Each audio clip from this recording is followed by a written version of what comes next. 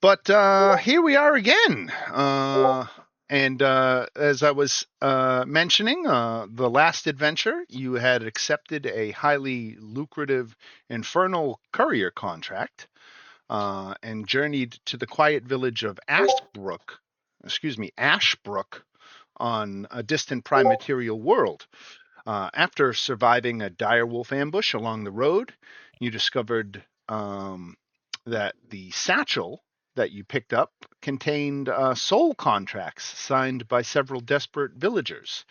Despite heartfelt pleas, the party chose to honor their delivery contract and eventually defeated Garrick and his group of village defenders before completing the delivery. Vox um, stripped Garrick of his splint mail after the battle, only to learn that he couldn't use it himself. So added insult to injury there. And Erendor had declined a request on behalf of his patron right toward the end of that adventure. Which takes us to now, a month later, at the Planar Parcel and Courier Service. Routine deliveries carry the Hazard team across Sigil, the Outlands, and countless familiar portals. Packages are delivered, signatures are collected, and Dr. Zorblack somehow continues to insist his equipment is working perfectly.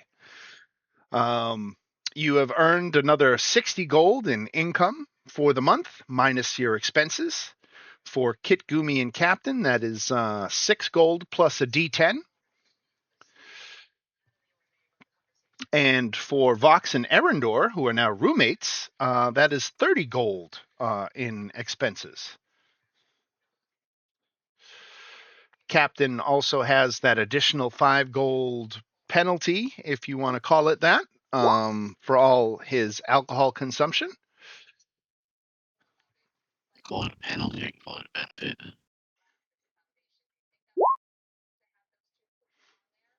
Ooh, Captain had an inexpensive month. That's good. And I don't think we're in a position where anybody wants to do any magic item shopping. I think a lot of you kind of spent your the money you had accumulated to this point to buy some uncommon magic items. And I don't think anybody really has much left over. But if anybody has a couple hundred gold and wants to do magic items, we can do some of that shopping now.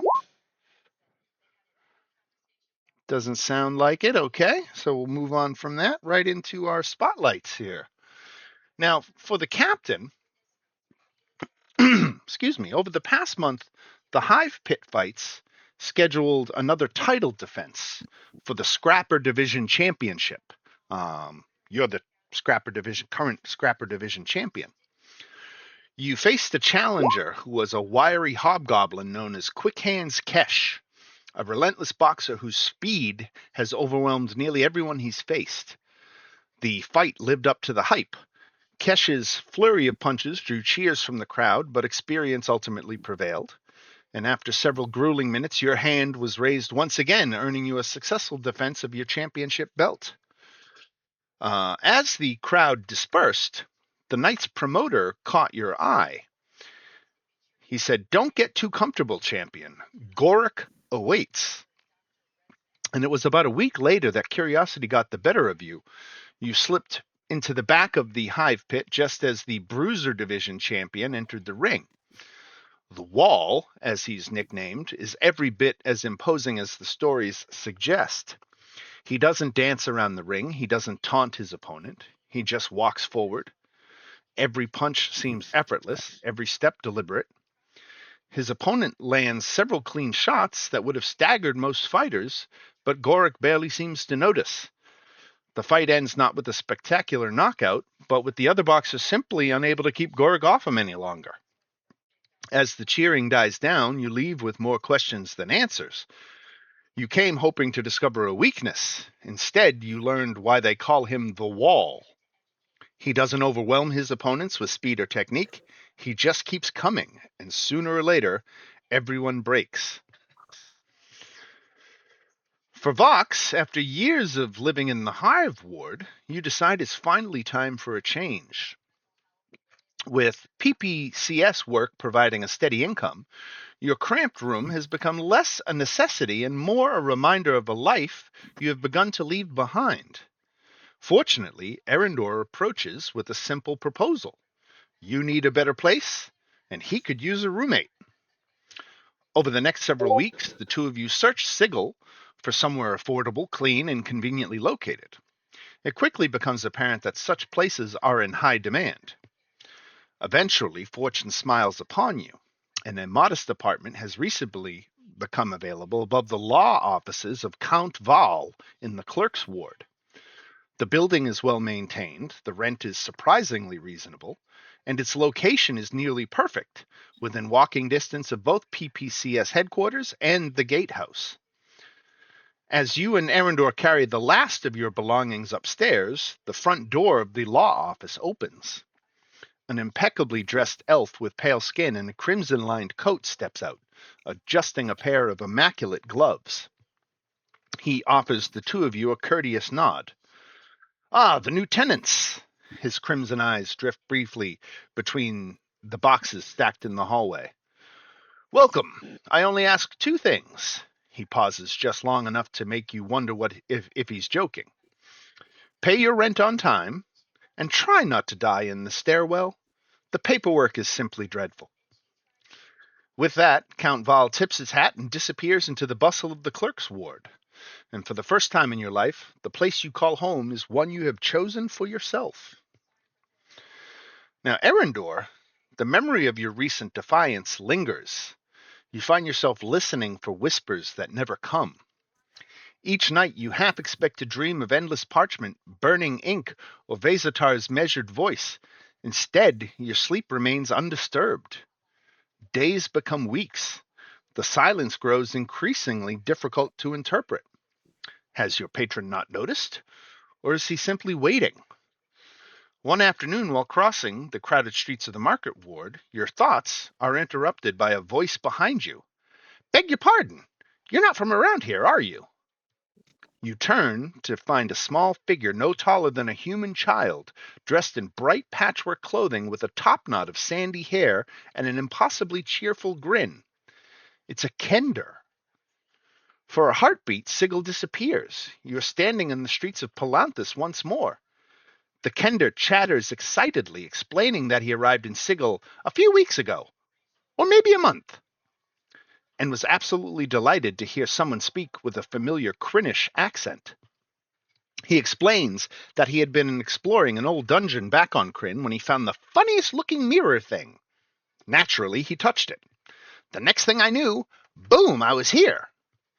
When you ask where in Sigil he first arrived, he scratches his head thoughtfully. Oh, I don't rightly remember. There were a lot of people yelling. Somebody was chasing a chicken. Or maybe it was a fiend. Anyway, I wandered off after that. The two of you spend nearly an hour talking. He eagerly recounts impossible stories of portal mishaps, strange planar creatures, and the bewildering customs of Sigil. In return, you find yourself speaking of Krynn for the first time since your arrival, of Palanthas, the orders of high sorcery, and the moons you have not seen in far too long. Eventually, the Kender gasps. Oh, I was supposed to be somewhere. He offers an enthusiastic wave before disappearing into the crowd as quickly as he appeared. For the rest of the day, you catch yourself smiling. It is a small comfort, but a genuine one. For the first time since arriving in Sigil, home no longer feels quite so impossibly far away. For Kitgumi, another month passes. The work remains steady, deliveries come and go. Somewhere along the way, without quite realizing it, routine has become comfortable. Over the past several jobs, you've noticed a pattern. When a client starts haggling over payment or arguing over contract details, the rest of the team has developed an unspoken habit.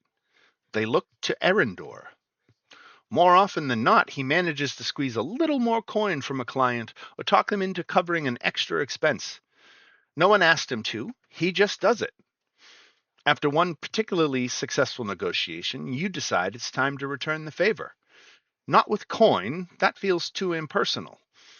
Instead, you stop by one of the better tea merchants in the clerk's ward and ask the shopkeeper to recommend something special. You leave carrying a neatly wrapped tin of high-quality tea and a small box of assorted pastries. That evening, you make the short walk to the apartment of that Erendor shares with Vox. When Erendor answers the door, you simply hand him the parcel. Thought you earned this. Before he can say much more than thanks, you've already started walking back down the stairs.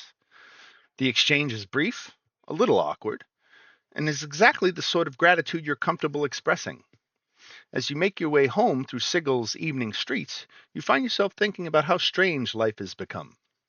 Not long ago, trusting someone enough to share a meal would have seemed foolish. Now you found yourself surrounded by people who look out for one another without keeping score. It's an unfamiliar feeling, but not an unwelcome one. Meanwhile, at PPCS headquarters, things are unusually busy when the hazard team arrives for work. Crag and Silrix hurry in and out of the loading bay carrying parcels of every imaginable shape and size. Mira and Nox methodically sort outgoing deliveries, while an exasperated X1RX argues with a customer insisting that their package was absolutely not possessed when they mailed it. Nearby, oh, am I cutting out constantly? Are you guys having trouble hearing me? Yeah. Yeah. Oh, It's man. like every couple words you'll cut out. I just wasn't sure if it was my Wi-Fi or not. Right on. I do have it set to automatically adjust input sensitivity. Yeah, that could be it. I just try to adjust the noise suppression. So we'll see if that makes a difference. I'll continue for now, but let me know if I keep cutting out. Mhm. All right. Dr. Zorblax enthusiastically demonstrates a newly modified parcel scanner to anyone willing to watch. A brief shower of sparks erupts from the machine, followed by several uncomfortable seconds of loud buzzing before Zorblax proudly announces, minor calibration issue. Business, it seems, is booming. As the morning rush begins to settle, Teska steps out of her office and catches the hazard team's attention. Morning, Cutters. I've got another job for you. And I'll move you over to PPCS headquarters so we can enjoy that together. The party is summoned to Teska's office.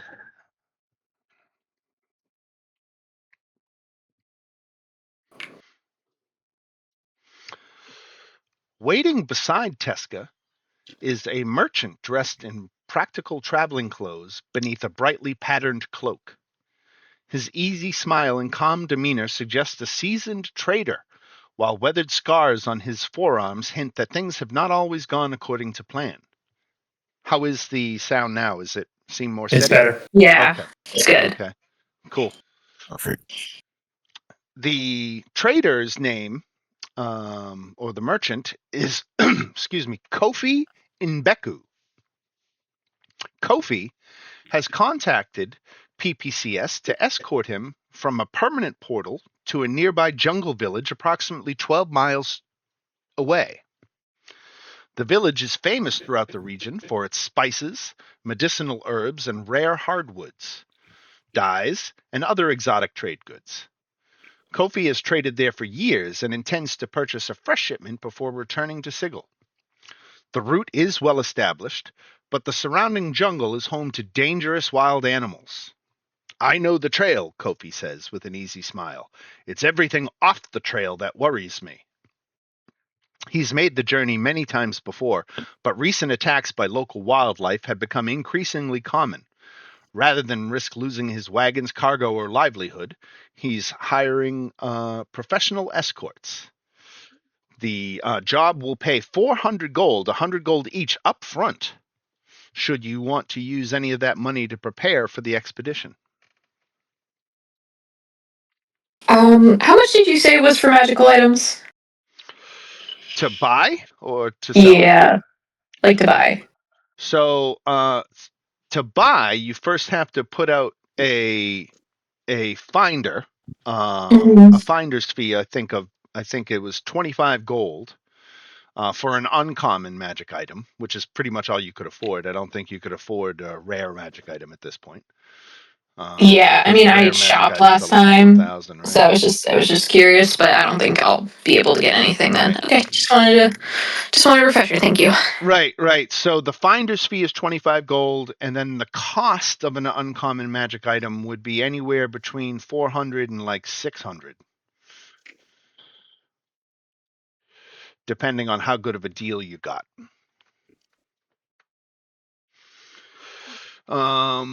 All right. So again, Kofi is looking for help protecting his caravan shipment from dangerous wildlife, and it pays 100 gold each up front, so you can add that to your inventory now, assuming you accept the job, which I assume you do. Yeah. Just an escort mission. I mean, it's just wildlife. What could go wrong? Right? You're not supposed to say that. Yeah, that's saying quiet on a shift. Like, come on, man. At this point, I mean, do I have to do the impression again and remind yous of, what could go wrong? I think it was more of our sarcastic what could go wrong, knowing that it's going to go wrong. Right. Something always seems to, doesn't it? Yeah. Right. By the way, have you received any more love letters? I think that's a private. I don't want to really divulge at this point. Appreciate the thought though. Oh god, that was still so funny. Shikigumi is like a book was hitting on you in that way. So once you're ready to go, Kofi leads the caravan to one of Sigel's commercial freight portals. It's a massive stone archway nearly 20 feet wide and 30 feet tall, situated within a bustling freight yard at the edge of the market ward. Unlike most portals throughout the city, this arch serves dozens of established trade routes. The destination depends entirely on the portal key presented. Freight operators maintain a catalog of approved destinations, verify cargo manifests, collect tolls, and regulate traffic through the portal. Long lines of merchants patiently wait their turn as wagons loaded with every imaginable cargo pass through the arch. When Kofi reaches the front of the queue, he presents his shipping manifest and pays the 20 gold transit toll. The portal operator nods. Prime World, Jungle Route 7, cleared. And Kofi produces the appropriate portal key, a small pouch of freshly ground black pepper, and scatters it across the threshold. The empty arch ripples like disturbed water before revealing a humid jungle road beneath a brilliant blue sky. Warm, moisture-laden air spills into Sigil, carrying the scent of rich earth, flowering plants, and unfamiliar birdsong. Kofi climbs onto the lead wagon and smiles. Let's get moving. Okay. In we go. The journey begins quietly. Before setting out, Kofi gestures toward a small wooden crate secured in one of the wagons. One more thing. That crate contains 10 standard healing potions. They're part of my shipment, but if anyone gets hurt protecting the caravan, use as many as you need. I'd rather arrive with fewer potions than fewer guards.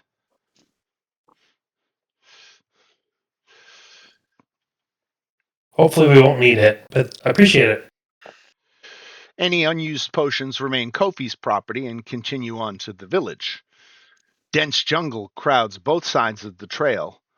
Bird calls overhead, while insects drone endlessly beneath the canopy. After a few miles, the party comes upon the fresh corpse of an enormous horned animal lying beside the trail. Its horns are cracked. Its hide has been ripped apart by gigantic bite wounds. Blood is still fresh.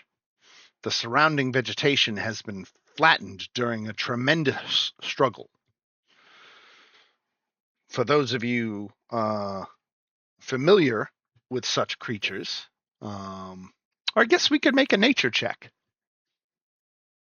Who do we got? Who's good in nature? Let me take a look at the roll sheet. For nature, +2, but non-proficient.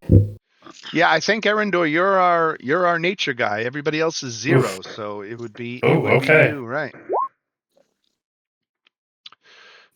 What the? It's a weird output, but 25. How did that work? Oh, because Yeah, that's. guidance.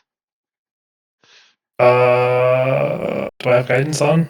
Guidance was on. Yep, Okay. Well. that's a cantrip. We can count that. You only Yeah. needed to beat a 15 anyway, Okay. which you clearly did by rolling a 20. So you recognize this creature as an animal called a triceratops. Oh well, that's unexpected. Hmm. Why are there prehistoric dinosaurs here? Kofi says this is the wild animals he was talking about. He doesn't see anything unusual about them. They're pretty common where he comes from. Hmm. Oh no. Are we in Jurassic Park? Is This this is not what going to this go is of well. interest? Oh I god saw damn this it. movie. So you've got a dead triceratops with cracked horns and gigantic bite wounds, and the blood is still fresh.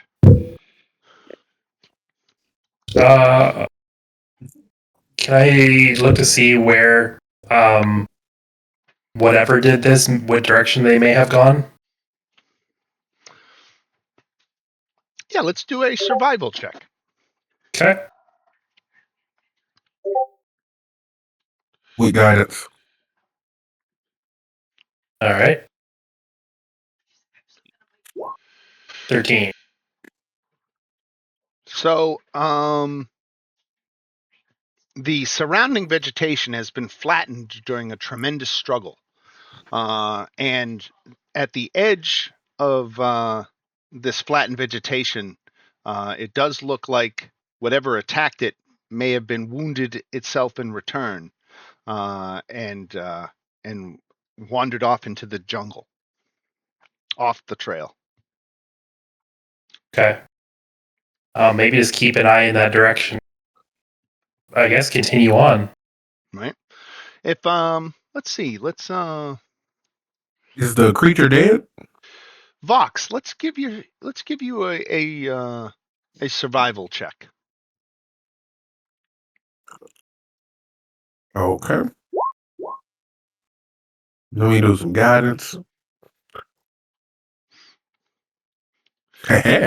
So you can tell that this fight occurred less than an hour ago. That this is pretty fresh.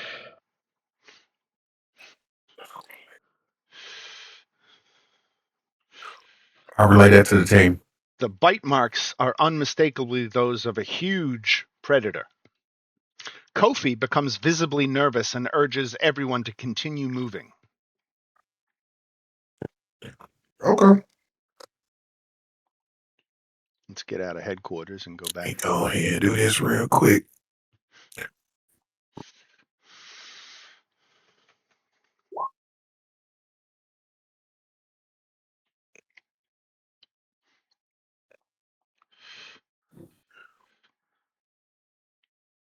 Cast aid on the team. And that lasts for 8 hours. Wow. Well, And it's not concentration. Mm-mm. Nice. So everybody's hit point max increases by 5 for the next Yes, 8 sir. hours. Very nice. Not a bad time to buff up considering the fauna that are in the area. Now, several miles down the trail, The jungle falls suddenly silent, and a few seconds later, the ground begins to thunder. Kofi's face drains of color. Without warning, every bird in the jungle erupts into flight. The deep rumble rolls through the earth beneath your feet. Stampede! Seconds later, a herd of enormous stegosaurus burst from the jungle, crashing across the trail in blind panic. Trees snap like twigs as tons of muscle and armor thunder directly toward the caravan.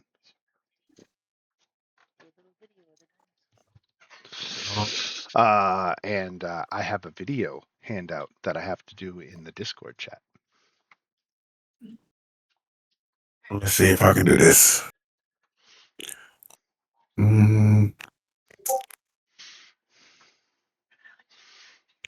What is that sound? Dinosaurs, run! They're everywhere! I'm having too much fun with AI. Oh, that's nice. That's good. That's awesome. Now, Great, lovely. Oh, This is that's exactly funny. what I wanted to be doing. so we have a skill challenge at our hands here. The challenge is to guide Kofi, the wagons, and pack animals safely through the stampede without significant losses. You can attempt any reasonable skill. You just may not attempt the same skill on consecutive turns. We're going to have 6 successes before 3 failures to pass this challenge, with a DC of 11 for most skills, unless they don't directly apply, in which the DC might be 16. So Okay. with that, we can roll for initiative to determine the order in which everybody's going to act.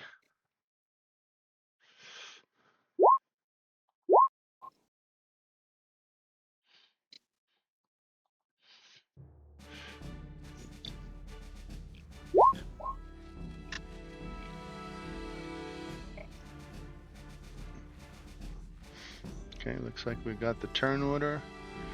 Looks like it's already sorted, so we'll start with Erendor. How would you like to guide the caravan through this Stegosaurus stampede unharmed? I'm gonna try to kind of.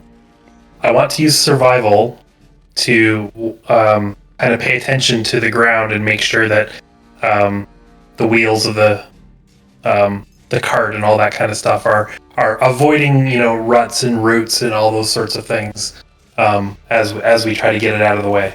Very good. That's a directly applicable skill. DC 11 for that survival check. Awesome. Excellent. There's 1 success. Let me call up my little sheet here. And nope, we've got 1 success. Okay. Then we go to Kit Gumi. What kind of skill would you like to bring to bear? Can I make... I'll let you, acrobatics check to see if I can, sort of maneuver stuff out of the way very quickly. Sure, absolutely. Leap onto boulders, fall in logs, and other high ground while helping others avoid the charging dinosaurs. That's directly applicable. DC 11 for that one. Yep. Very Just nice. made it. 2 successes. You're on your way to a successful completion of the skill challenge. And we go to Captain. How do you want to handle this Stegosaurus stampede?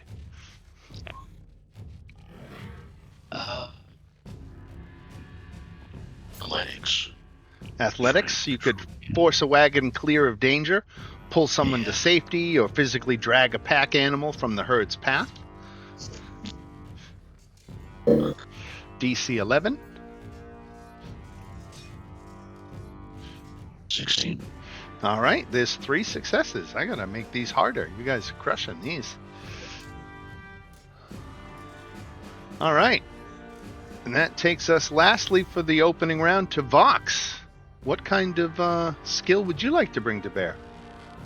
I'm gonna use perception to find the best route that the Stegos can't fit through, but the wagon can. Sure, DC 11 for that one. Crushed it, 4 successes. You guys are going to sweep this with no failures. I love it. And that takes us back to Erendor. Okay. For this one, I'm going to use nature to try to find the best route as far as, maybe get behind some trees or Sure. get things out of the way. That is a DC 11 as well.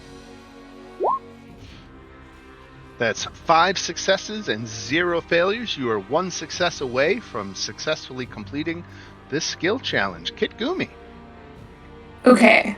I don't know how I'd justify stealth. Could I make the argument sleight of hand, like moving stuff out of the way, or no? Is that not a strong enough argument? Like, I would give you a high DC for that one. okay. Okay, I guess I could also try and pitch animal handling to kind of see if I can maybe, like, try and see if there's ways I can, like, kind of maneuver the dinosaurs away from... Yeah, you could do that, or you could use animal handling to, like, calm the terrified horses and pack animals so that they don't bolt, right? That's DC 11.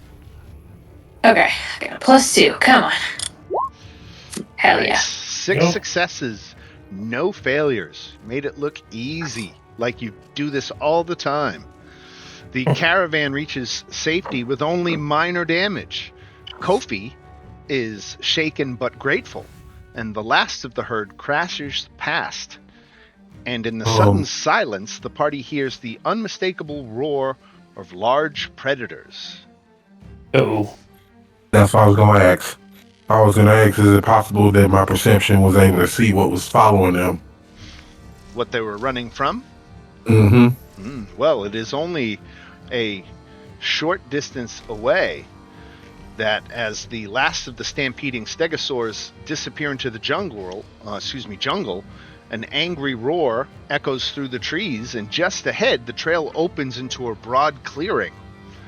At its center, a lone adult stegosaurus stands protectively over a large dirt nest containing several enormous eggs. Blood stains its flanks where deep claw wounds have already been inflicted. 3 hungry allosaurs slowly circle the nest, probing for an opening. Every few moments, one lunges forward before being driven back by the stegosaurus's spiked tail. The struggle has completely blocked the trail. Kofi quickly reins in the caravan. I'm not taking my wagons through that. Those things will tear my animals apart. The Allosaurus are entirely focused on the Stegosaurus and have not yet noticed you. The caravan cannot safely continue until the situation is resolved.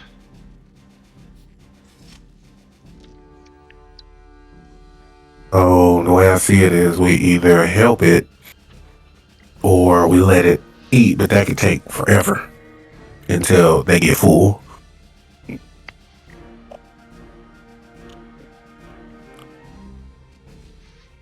What would you like to do?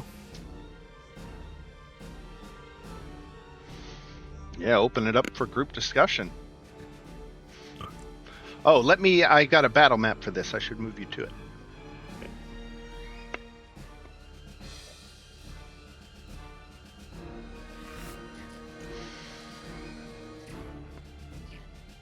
Oh, it's 4 of them. I said 3, didn't I?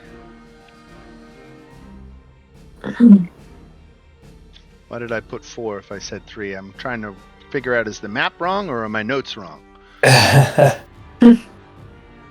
Let's say...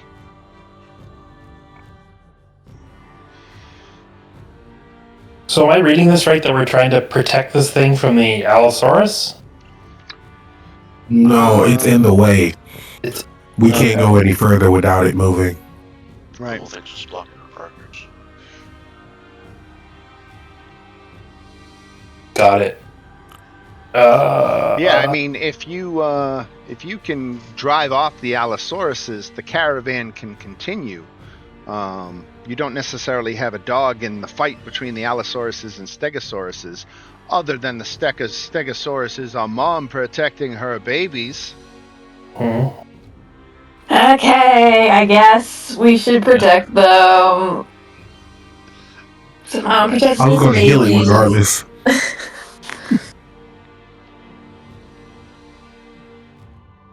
I don't know. Should we try to just take out the Allosaurus? It's only 3 of them. We can't really scare them away, can we? Not really. They don't Good understand thing about us. the Allosaurus is if the rest of the pack isn't here, no one else is coming. So, we only have to worry about these 3. Gotcha. Oh, Get a right. nature check from Erendor. Nature. Bad at nature. Right on. These creatures could be what injured the Triceratops. It's hard to tell. Kind of what I'm thinking. None of them appear to be wounded, though, is the thing. Yeah. Oh man, that's a 4th one.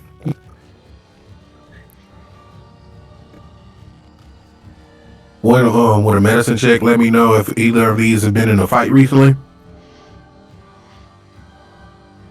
Yeah, I think so. Yeah, the Allosauruses look fresh and frosty. Okay. Sorry, related to the team. Yeah, none of these have been in a fight. So, whatever killed that first animal is still out here. Oh, that noise, it should have came already. Are the Might be Allosauruses badly like injured. closing in on this thing, or Yeah, I'm taking they're, good shots of it. yeah, they're sniping around the perimeter. yeah? I think we should just take them out. Okay. Also, I'm sorry, just to make sure my roll 20 is my roll 20 glitching, or do the tokens just say the word Allosaurus? Yeah, they don't have pictures. Okay. I couldn't tell if that was roll 20 just being weird, because honestly sometimes it's roll 20. Yeah, no, that was just the monster token from the monster manual decided to list the word instead of an image. It didn't do that with the Stegosaurus at the middle, but Yeah. the Allosaurus it did. All right. Fine. All right, so it sounds like you might intervene to attack the Allosaurus side. So I guess we should roll for initiative. And maybe let's do a group stealth check, DC 13. We need at least 2 of you to pass so that you remain unnoticed. 2 of you did pass, so your group remains unnoticed. So that means you could have a surprise round.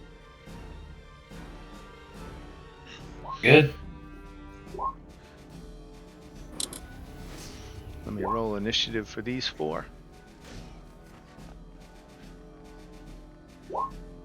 A 1.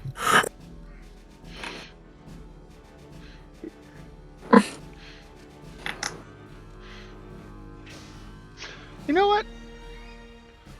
Fuck it. I'm putting them back. There was a reason I did that.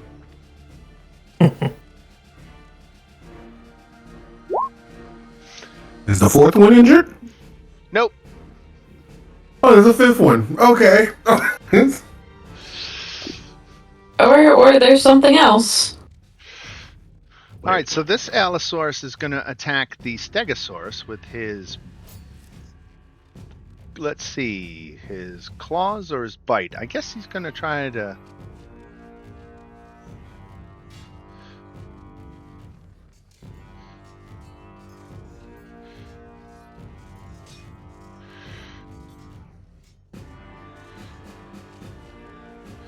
I guess he's going to try his bite.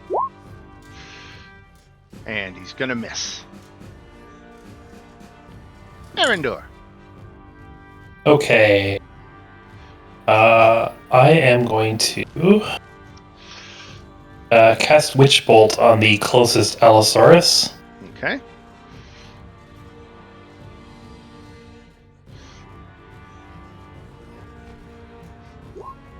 Oh yeah. Nice.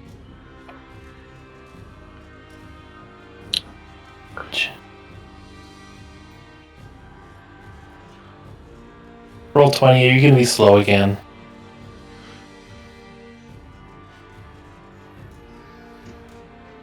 It does look like it's going to.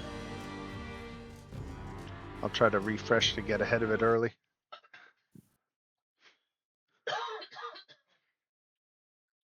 There we go.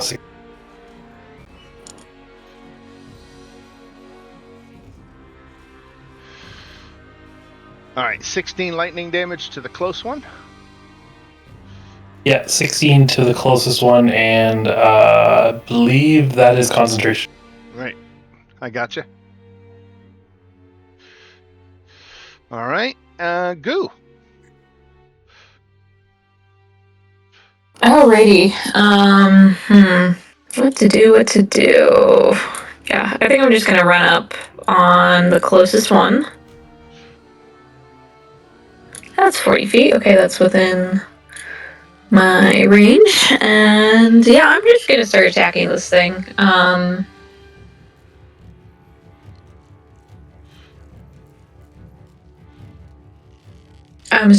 Does a 10 hit?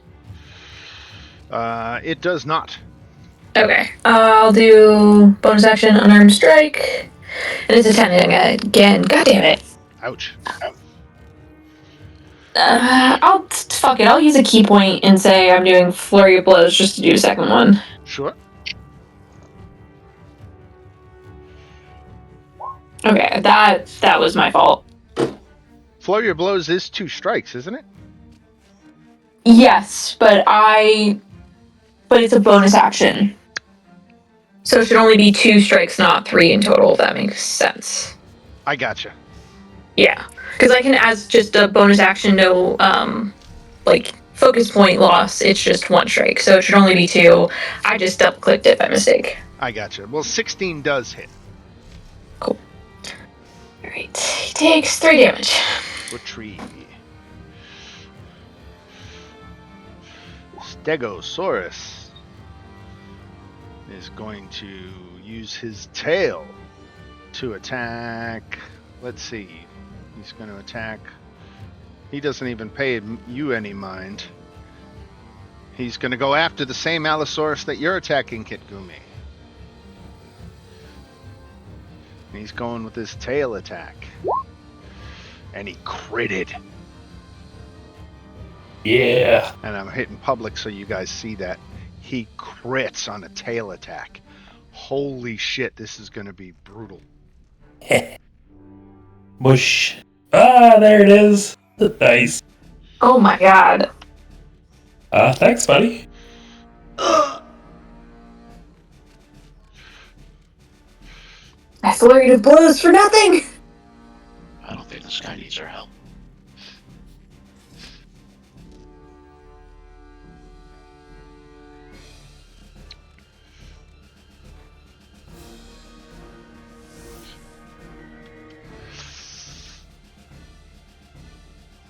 All right, Allosaurus up here is going to bite. And he's going to hit with an 18 and do 14 points of damage.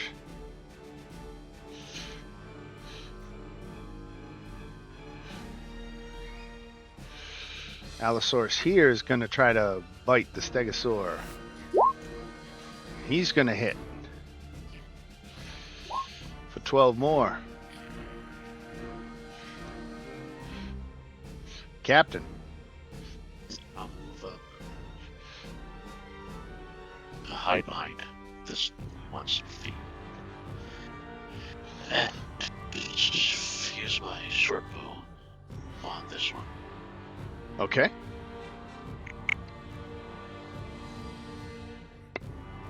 "12 misses." Yeah, that's it. Okay. Fox. Okay, I'm going to first question. How many healing potions do we have in the crate again? 10. 10? Okay. Before I do that, I gotta make it here. That's why I'll move. Okay. Box is gonna move up.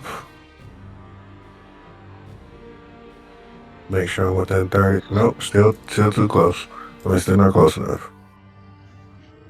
Move here, and I am going to make sure that I make eye contact with that dinosaur to realize that I'm healing it. Right. And I am going to use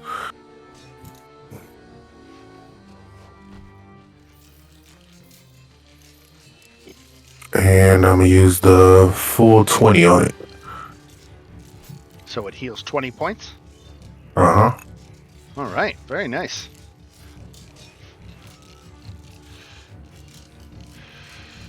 And I'm going to put my hands up, and I'm going to let it know we're here to help.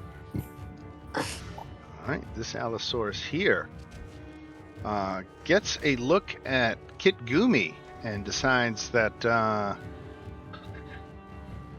she's an easier target than this big Stegosaurus. So he's going to charge 5, 10, 15, 20, 25, 30, 35, 40. And he's going to attack with his claws. Does a 15 hit? Yeah.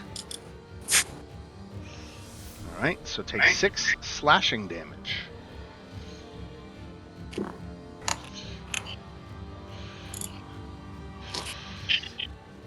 Reaction, I'm gonna... What is it? Deflect attack or is it redirect? Hold on, I'm sorry, just let me read the... Slashing, okay, yeah. Reaction, deflect, attack. All right, Yeah. 1 second. So if you look at the attack description of the claws, it says if the target is a large or smaller creature, which you are, and the Allosaurus moved 30 feet straight toward it, which it did, immediately before the hit, the target has the prone condition. So you've been knocked prone. Oh, okay. Got you. Then never mind on that reaction. Okay. It also says, and the Allosaurus can make a bite attack against you. Yeah, the 15 just hit, so... And he hit you with the bite for 16 more. Yeah, I'm really grateful for that aid spell, by the way. Does the wait, I'm confused. Does that prevent her from using reactions? She gets knocked prone. A prone creature's only movement is to crawl. The creature has disadvantage on attack rolls. Attack rolls against a creature have advantage.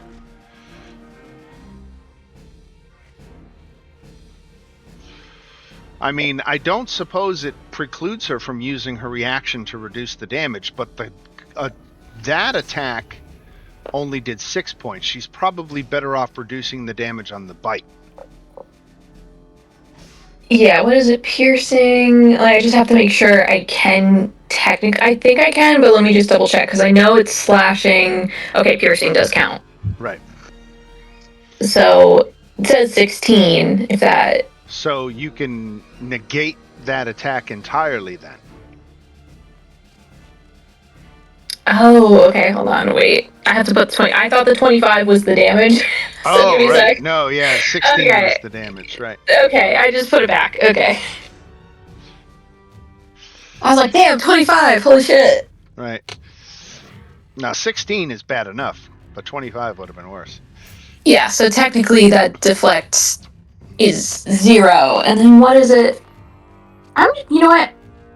I do have the redirect, which is the follow-up. If I reduce the damage to 0, I can spend a focus point, but I'm going to say since I'm knocked prone, I don't. I'm kind of disoriented, so I'm going to say no for this round.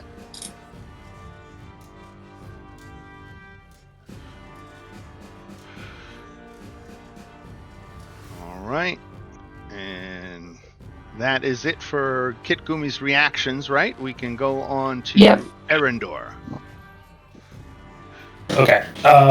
This Allosaurus here, is that just sitting on top of the other token? Yes. Okay. Yeah, I'm gonna hit him with an Eldritch Blast. I'm no longer concentrating on that witch, by the way. Right. I'll take that off. Yeah, that sucks. Oh, yeah. All right. Anything else for Erendor? That's it. All right, Kit Gumi, you're staring down a second Allosaurus. Yeah, love that. Let's get this guy off of me. I'm gonna guess. Can I use half my movement to get up? Yes. Okay. So I'm gonna get back up after being knocked down, and I'm gonna start wailing on this guy. Okay, so that's 8, and then yeah, I'll flurry blows and hit him 2 times.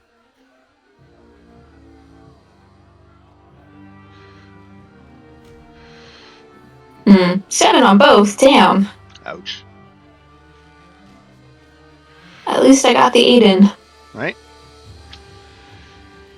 All right, this Stegosaurus is gonna lash out with his tail at, let's see, again at the one next to Kit Gumi. And again a crit. Oh. Oh my God. Thank you, Dinosaur!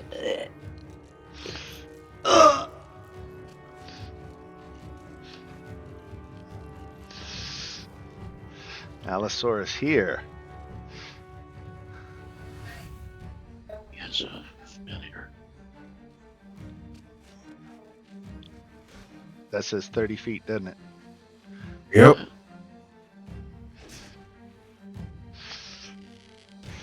Charge.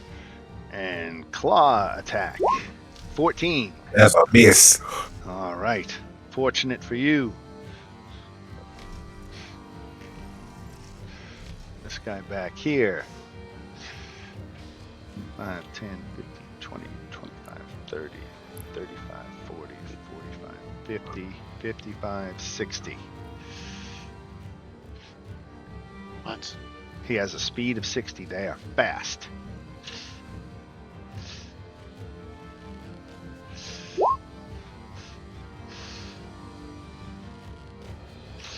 $22 hits Yeah, that is. for 10 damage. You are knocked prone. And then you get a bite attack against you with advantage. Either way, that hits. Wow. 7. Lucky. His bite attack is 2d10 plus 4. Only took 7 more. And Captain, you get to respond. So I'm gonna stand up. Does that end my turn? If I'm pro? No, No. just uses half your movement. That's it. Oh. Oh, it ends the condition on the turn. All right. Right. Oh.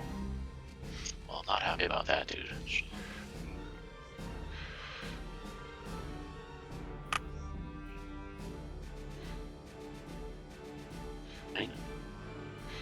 9 misses.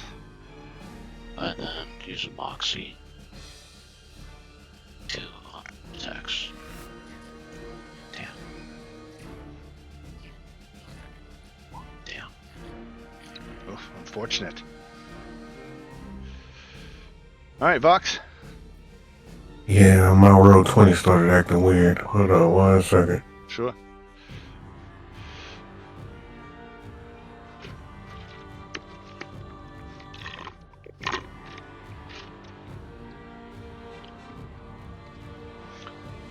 Does he have full health? He does. I'm just gonna do a full health total dead, but as soon as my sheet opens.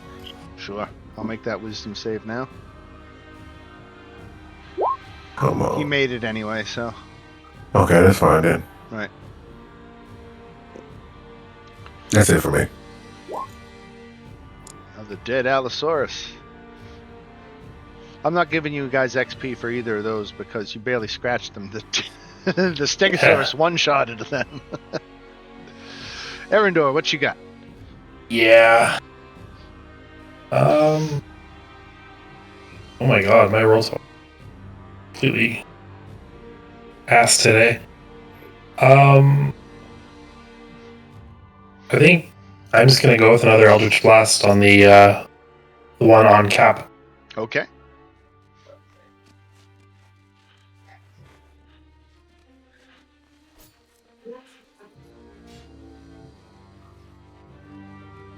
And I will be refreshing after this turn. I'll refresh too. Brutal.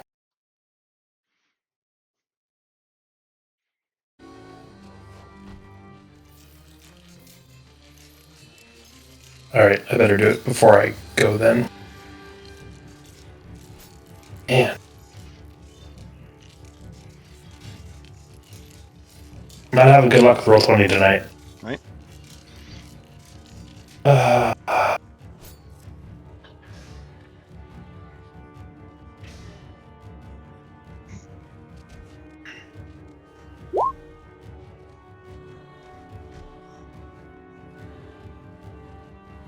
19. Oh yeah, that does it. That's better. That doesn't seem right. Add 3 to that 6 for Agonizing Blast. Very good. 6 points of Eldritch Blast damage, and if that is it for Erendor, we can go to Kitgumi. Cool. Yeah, I guess I'm gonna go help Fox, but hold on, let me see. Can I... okay, so I could, in theory, get there in flanking. Yeah, I'm just gonna keep on doing what I've been doing, which is trying to hit these guys. 13 hits. Nice. For 10. 7 Assumed. misses. Okay. That'll be it. Just because I want to conserve my focus points. The Stegosaurus snorts and looks at you, Kitgumi. It lets out a roar, but it doesn't advance. It's holding its ground directly above the nest of eggs.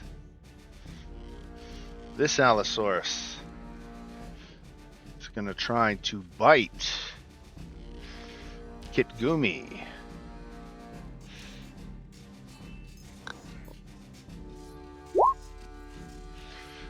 .25 is going to hit for 11 damage. Alright, just reaction deflect. 0. So I'm taking none, yeah. Right. And that'll be the end of my reaction. Right. Do you have to use focus points?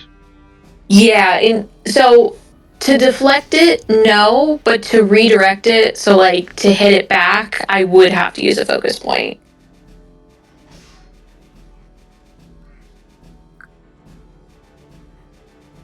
This Allosaurus here is going to attack Captain. 20 is going to hit for 14 damage.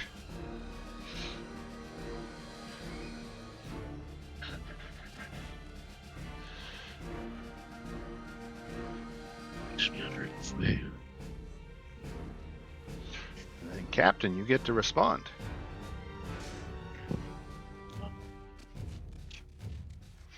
So I guess 24. Oh yeah.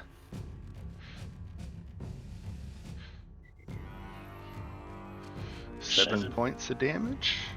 And then their Moxie. Attacks at 14. Hits.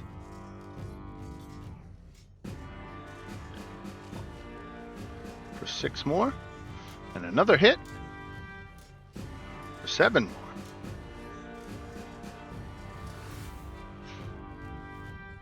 That's it. All right, Box. This is gonna toll the dead, the injured one. Okay. Mm. Made his saving throw. It made it. Yep. Bonus action healing word on Cap. Okay. Thank you, sir. In my turn. Erendor. All right. Same thing. On the injured one. More injured one. 12. You needed a 13. Sorry, sir. Ah, okay. So close. Doesn't it feel like you should like do half damage? Like if you get close, Yeah. Damn cantrips. right? All right, Kit Gumi. Okay. Well, just gonna keep doing what she knows. 15 hits for 8. 13 hits. 12. Wait, is it oh, it's 12. Okay, sorry. Right, and 12 misses. 13 would have hit, but 12 misses. Gotcha. Okay.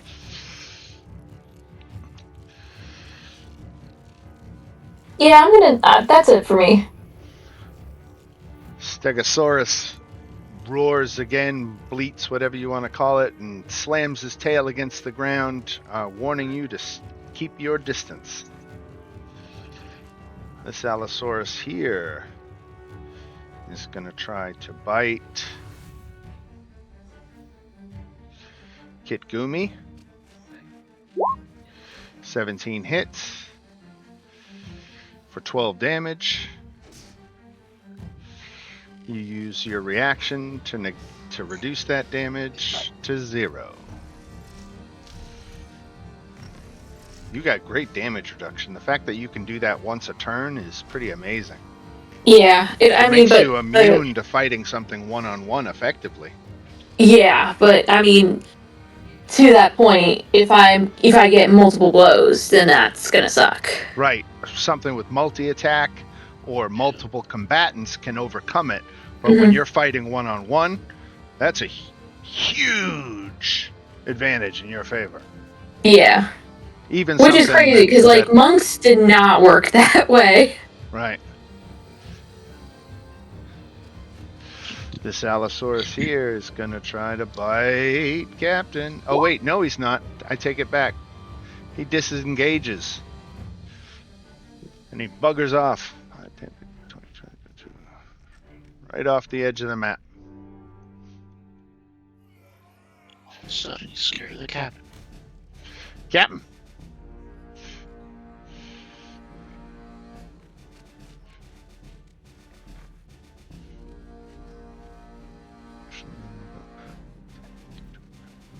Came back.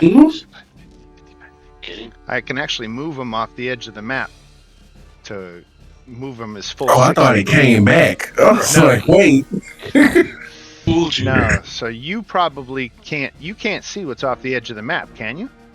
No. Oh, no. Okay, so to let you know, he's right here. Okay. Right. We're not following them into that dense woods. Right.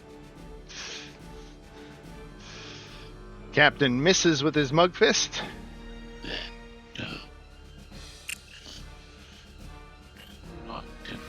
Last one. Hits with that one. For 7. 16.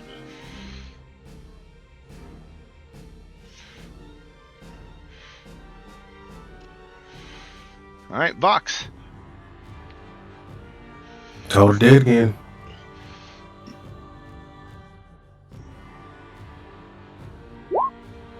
Oh, he's having good. Oh, nothing.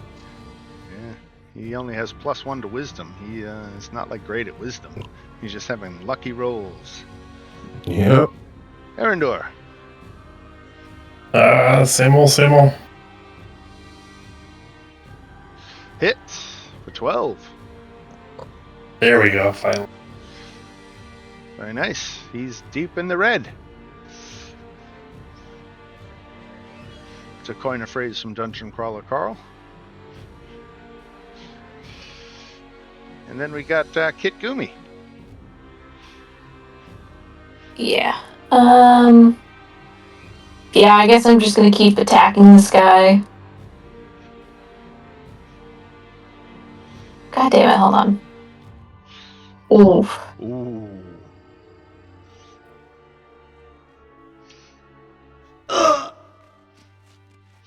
Down he goes. Alright. And once he goes down, I'm gonna start moving away as sort of a sign for Stegosaurus friend that I mean no harm. Right. The Stegosaurus again slams his tail thunderously against the ground, in between the space in between you, warning you not to come closer, and that you're probably already too close for comfort. And it sounds like you guys have got the message, and seeing how this thing can hit, I'm sure you're not going to tempt fate by trying to approach it. So I think we can end that combat there. I'm gonna put my hands up and back up.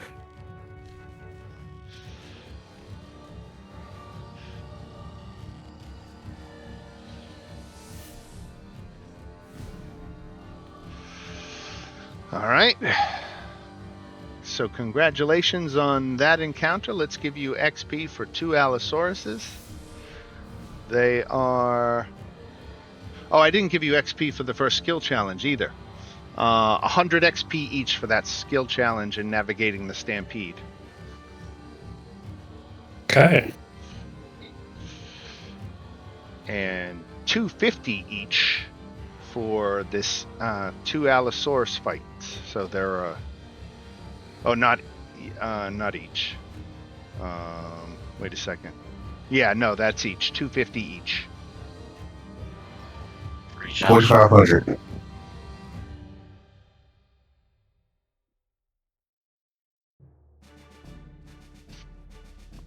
Everybody else got 4,500. That's where I'm at. Yep. How far until level 5? 2,000. 2,000 more? Alright, so you still got a little ways to go. Alright. Cool.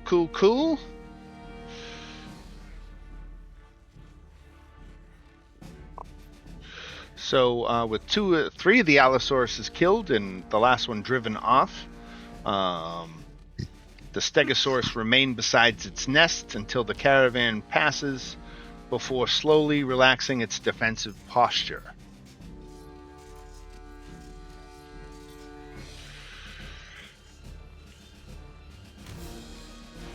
Now you go on for a little while. Does anybody want to use any of the healing potions from Kofi's shipment? Good for now. Yeah, good for now. You sure, Captain? Yeah, I'm You're good. 34 52. You could top off. I guess, yeah.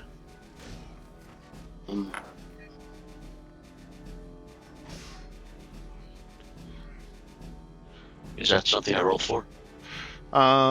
You basically can add healing potions to your inventory and use them immediately.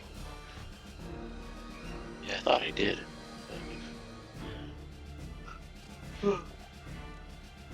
Or is it a standard healing potion is just 2d4 plus 2, so if you just want to roll it instead of adding and subtracting from your inventory, just roll 2d4 plus 2 and just tell me how many potions you used.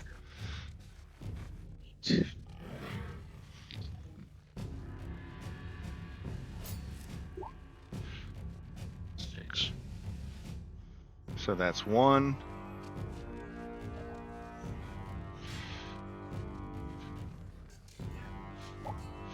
There's 2.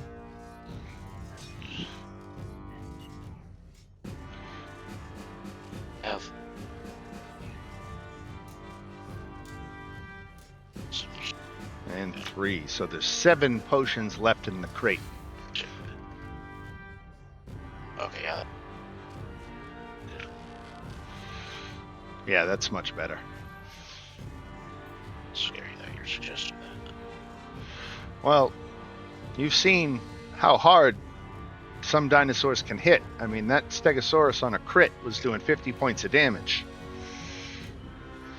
Yeah. That was a lot. There's some heavy hitting shit out here. Speaking of which, it is several miles later that the ground begins to shake again. And I have another video for you.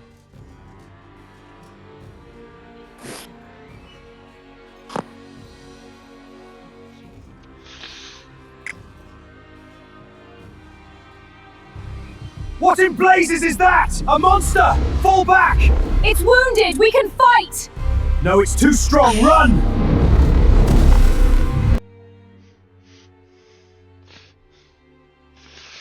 Is that? I knew it. Not a T-Rex. I knew it when they all looked fine. Oh no.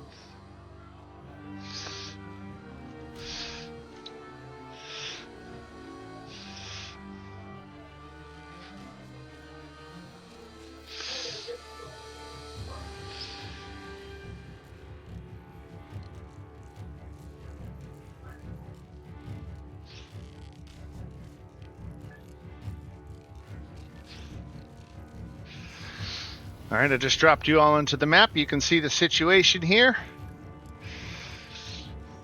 Yep. The wounded T-Rex bursts from the foliage and onto the scene, and it is apparent this is the animal that was large enough to leave the bite wounds that you saw on the dead Triceratops. I actually had this encounter immediately after the dead Triceratops first, which is why you see him on the map. So we'll say this is just a different dead Triceratops that happens to be. He's a big guy. You know, one might not be enough. Right. Yeah, he gets around, you know. The Tyrannosaur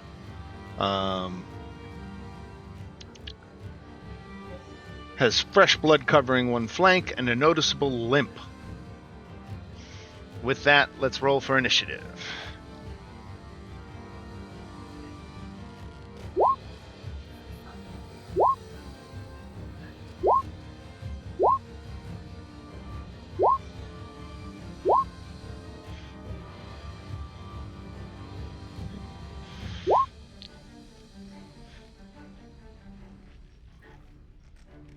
Kofi and some of the other members of the caravan are sheltering down. They are not warriors.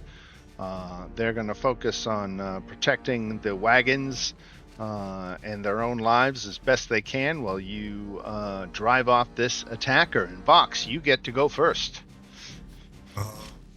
So Feel free to Vox is rearrange going- your tokens in this immediate area any way you want. Vox is going to move here and do his celestial revelation. And I'm going to use... Yeah. Come on, roll 20.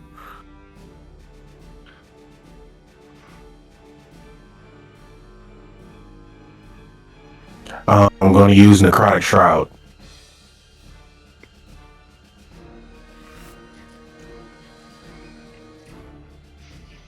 And what's that do? Oh, sorry. There we go. Charisma saving throw? Or he's not within 10 feet? Yeah, but I'm If he prepared, gets close basically. enough. Yeah, Right. If he comes within 10 feet, this applies to Mhm. him. absolutely. How long does this necrotic shroud last? It doesn't have a time limit. That's the problem. So the way I'm reading this it says your eyes briefly become pools of darkness. So it seems to be an instantaneous effect that flashes and would affect anything within 10 feet of you. And because he's not, That's why I'll just prepare it. That's it. right, react with it if it happens, right? Yeah. Okay, that makes sense. All right, Erendor. Okay. I'm gonna go with the witch bolt again.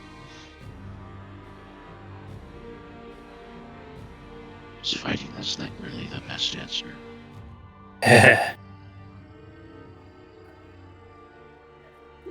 Oh my god, come on, man. Ouch. Human inspiration, though, right? Yep, I do have that. You're right. So we'll try that again.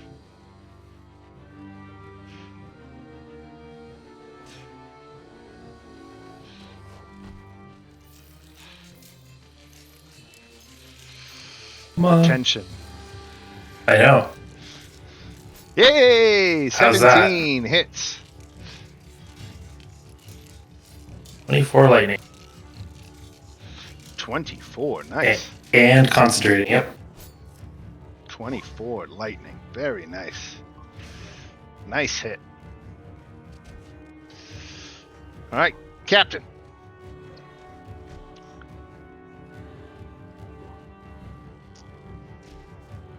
I learned my lesson in the Alice Nurses. This one as well.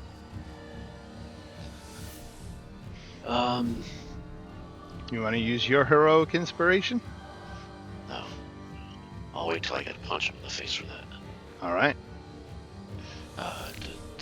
I will use a salty.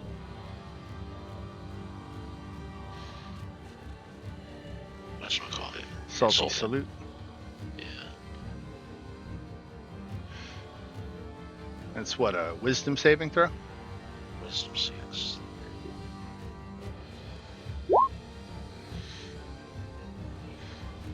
He passed his wisdom save. So he spared 3 psychic damage then. Right. No psychic damage for him. Okay. Big Papa T-Rex is going to come at you. He's got a speed of 50, so he's not quite as fast as the Allosaurus is, but he is still pretty damn fast. Let's see. 1 to the horse, 3-4 Vox. Thunderous footsteps shake the ground as this creature approaches.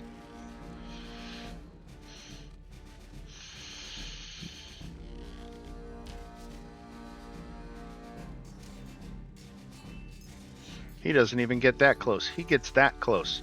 And he reaches down. Does a 13 hit. It does not. Gene and All right. Reach. Does a 15 hit. It does. Take 14 damage. And you are knocked prone.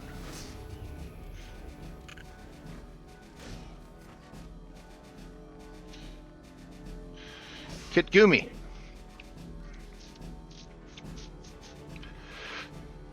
Yeah. Wow.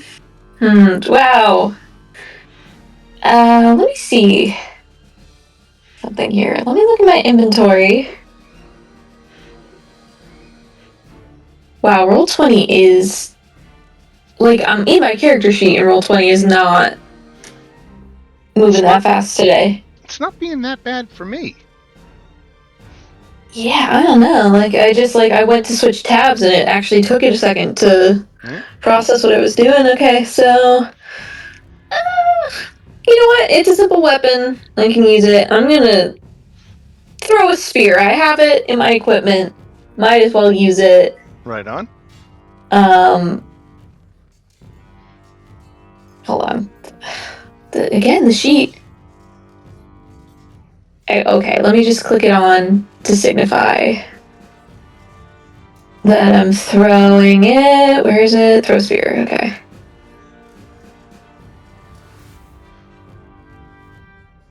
It's gonna... I'm not sure if it's showing up or not. Not yet. No, okay. I'm clicking it and it's like... Hold on. I just did the attack. Maybe that might show up. Oh my god, Roll20 is really bad. Let me try to refresh again, just in case. Yeah, it might be on my end. Hold on.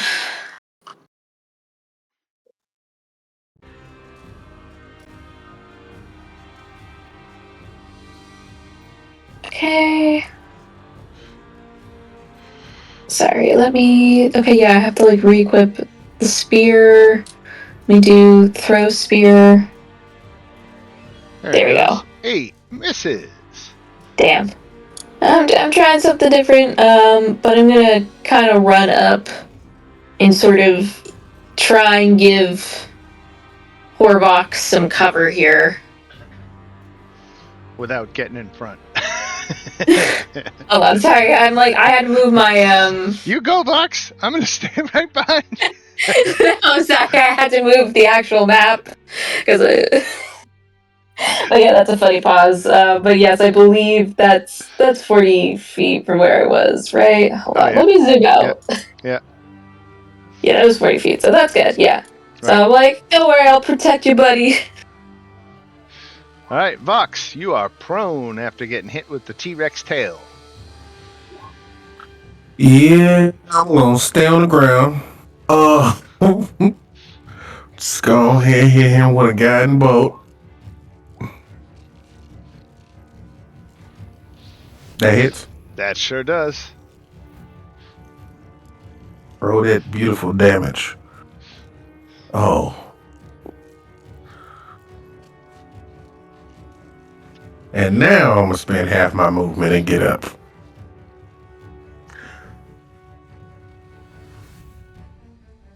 All right. As I back up, I'm gonna let her know, like, hey, you have advantage on your attack now.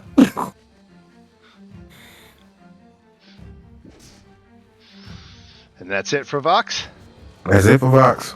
Erendor. Okay, first thing is the subsequent turn Witch Bolt. Wow, An advantage. that's just bonus action damage. There's no roll there.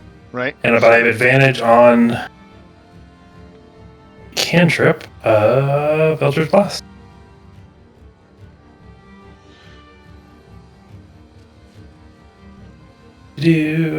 Let's go roll 20. 25. 5 points of Again, damage. didn't have Agonizing Blast on, so that's actually 8. All right. Very good. And if that is it for Erendor, we go to Captain.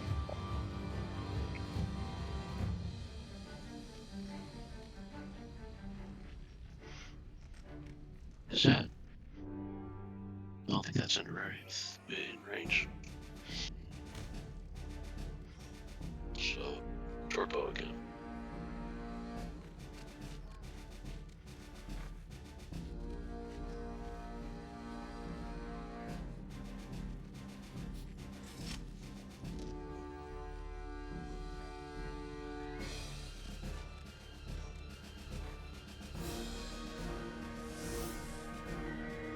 Shorty bow.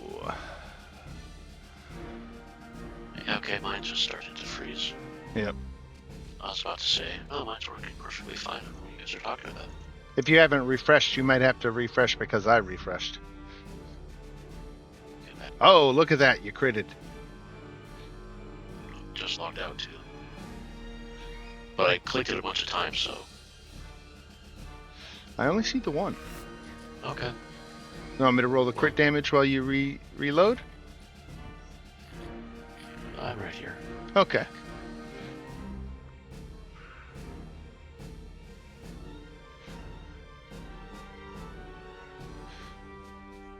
Yeah, how Wow. about you roll it and get better than before? What the On a crit. Whoa. There's the rest of them. Oh. Yeah, that month ignore all the other ones. Nice. Right. It's funny that some rolls came out first before all the other ones. But a crit for 4 points of damage. T-Rex. Going to attack Kit Gumi. Going to hit you first with the tail. Yeah. Oof. That's a 20. God. Oh, sorry. Hold on. Let me actually. Okay, so I've reduced that by 15. I'm still taking 17 Right. if I did the math. Yeah. Oh, Jesus. But now you're prone. I would like to use a key point. No, I can't use a key point. Never mind, because I didn't bring it down to 0.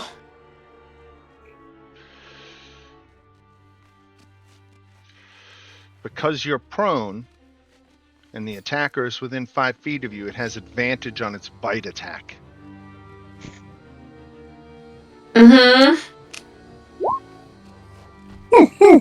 Oh, the 14 just misses. Let's just see what the damage would have been. Okay. Oh my god. Oh, thank God. Kit Gumi. Yeah, so going to use my action to get up. And I will bonus action. Let me see. He dash has a bonus action. No, sorry, I'm just like reading. I'm going to use a bonus action to do Step of the Wind. So I'm just gonna disengage and dash away. Like, Jesus Christ, help me. Oh, that's a nasty boy. And that's it for Kit Gumi? Yeah. No ranged attack? I mean, it would have to be. I only had the one spear. All right. I'm not built for range. You don't even have Unless somebody's got a crossbow I can borrow. Don't even have a ranged weapon. That's something you could look at buying at the market just to have in your back pocket for a situation like this, right? Yeah, this is the first time Kagumi can't punch her way out. Right. Vox. Okay. So Vox is going to, and bonus action, their way before it could go away. Okay. Roll. I'm not gonna hit it more than once, but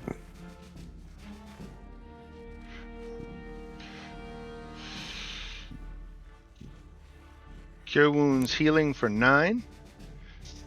and told her that missing hit points. Fuck it. Roll the dead wisdom saving throw. Failed. And he missed. 8 points. All right. Arendor. Alright, Witch Bolt, extra damage. Nice, that's... And then we will turn off advantage, and... Where are you?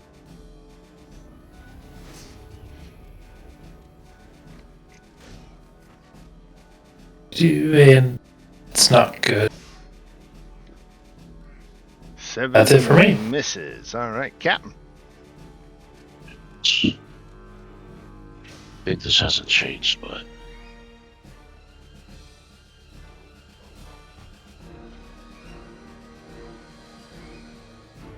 I'm going to shoot. Get a 10. And then I'm going to move up to 30 feet.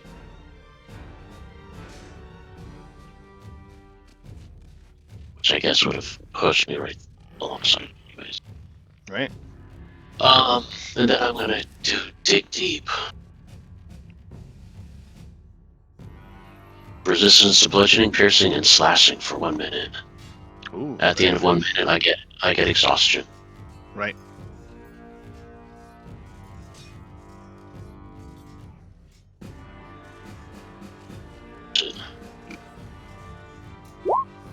23 Yeah, for 20 damage, but you have resistance to bludgeoning, so it's only 10, and you are knocked prone. right.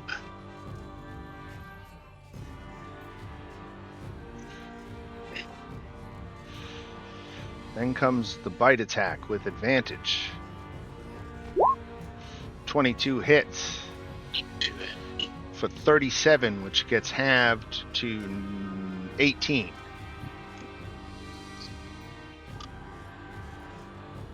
Six, right. The Tyrannosaur pauses. Blood runs freely from half a dozen wounds. It fixes each of you with a cold reptilian stare. Then with a thunderous snort, it turns and crashes back into the jungle, leaving an obvious trail of blood, trees snapping beneath its weight until the sound gradually fades into the distance. Captain, you are prone. You can take an opportunity attack at disadvantage. Sure. 10 misses. Yeah. 10, 15, 20, 25, 30, 35, 40, 45, 50. He's way off the map.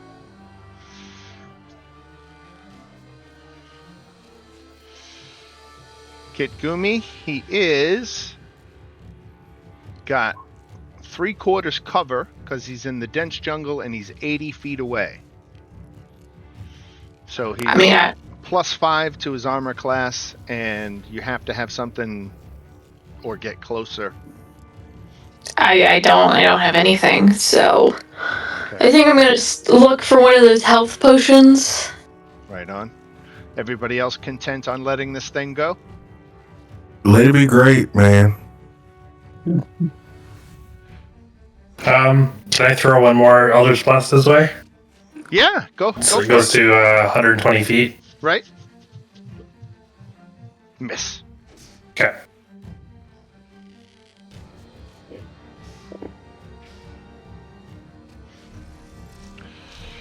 All right. The jungle falls silent once more. Kofi slowly lowers the spear he'd been clutching. One of the horses trembles violently. I thought we were dead.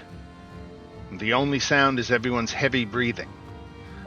Then, the sending stone that you were given back at PPCS headquarters crackles with a message.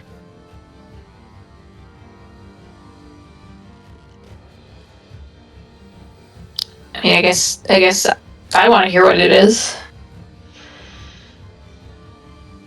Zorblax warns you're in Tyrannosaur territory. Proceed carefully. Sigil Collector offers 1,600 gold for one fresh Tyrannosaur tooth. Optional objective. Per tooth?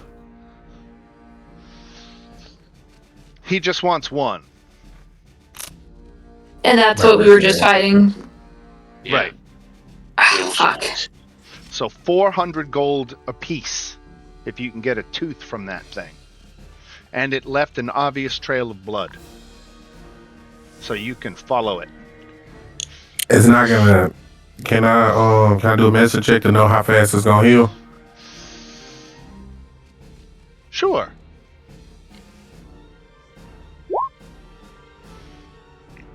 Give myself guidance. It'll probably recoup some strength in the next couple of hours, but it's hard to tell exactly how much it might recoup. We got an option. Either we can wait and possibly find a dead one, or we can just leave it alone. But it's only 400 gold Each. each. We just got 400. That's a magic item. Yeah. Mm-hmm. I kind of want to chase after it. You got full health. You didn't get hit by that thing. True. Yeah, I was about to say, it didn't take a bite out of you. Or nearly did. True. We're gonna count that as the book talking. You know, I think he's still going through something. He didn't want to answer my question before about it. Yeah, we're gonna move on. He's not in his right faculties at the moment. We gotta take him back to the gatehouse. Can I check the dead Triceratops to see maybe if a T-Rex tooth might have been pulled out during the struggles? You can, but you will find that, in fact, it was not. Worth a try. Right. Now, just because there's not a lot left to this adventure besides this optional objective, which it is completely within your rights to turn down. It is a dangerous creature. If I were to tell you that it has 55 hit points remaining, would that influence your decision? And what Seeing if as how it Go ahead. Seeing as how it does that much damage per hit, It's nothing. Got it. and we're ranging somewhere between like 20 to 30 on average per hit, there's a 50-50 chance it could TPK us. How many healing potions have we used? None. There are still 7 left. Can you guys And I have down them all and get to full? I can down. I still have temporary hit points. Yeah, I got some spell slots, but I mean, hey, if we want to do this, let's do it. I can give a Pokemon short bow. Shoot. Down Yeah, right now. I I don't know need how long we're gonna be something- 5 minutes from now. Let me just look at something really fast here. Patient defense. Okay, no, sorry. I just wanted to check my bonus actions for a second here. I mean, T-Rex must be like 2,000 XP. yeah, we're so close to leveling up. Oh, okay. I need at least 1 health potion just to get me back to full. There's 7, and they're free to use. Yeah, what is the dice? I definitely need to down at least 1, just 2d4 regardless. plus 2. 2d4 plus 2. Got you.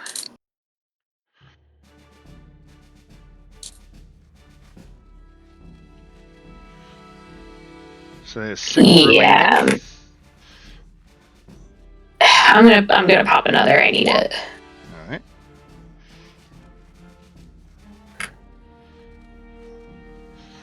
Okay, I'm at 29 out of 32. If Vox still has, spell slots, I mean, I'm willing to do it. All right. There are 5 healing potions left, and I think Captain could use 1, and Vox could definitely use probably 2.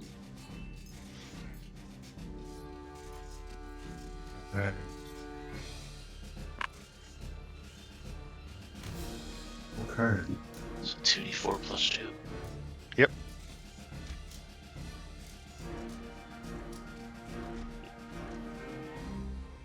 That's alright. 1 more gone. 7. There is 3 remaining.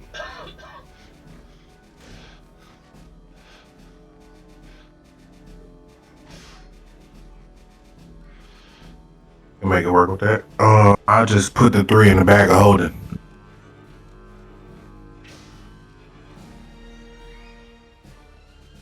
That sound like a plan for everybody else? Or do we need more?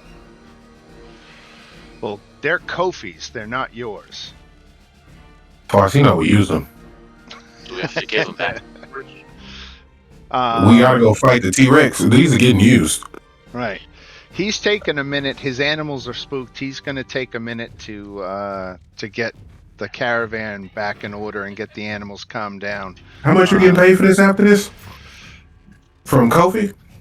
You already got paid. You should have added 100 gold each to your inventories at the beginning of the adventure. It was Only payment up 100? front. I thought it was 400 each. No, it was 400 total, 100 each. Oh, let me take some money back then. We definitely have to go for the tooth just to So 100 each. Okay. So that would be at 8. Cool. Yeah, that conversation about that tooth is very different now. My bank account looks different.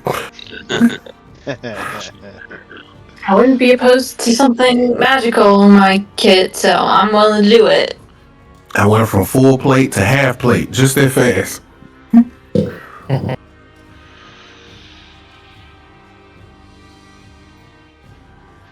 All right, so we've got 3 potions left. Fox, you could, Captain, you still look like you're at 23 of 52. Did you? I'm 30. It should be updated. It just let me refresh my page. Okay. I'll use one more, but I don't want to use them all up since I've already used 4 of them. Right. There we go. All right, it's updated now. So, yeah, I mean, I think stack up front. I think Fox, you should take one more, and Cap, you should take the last 2.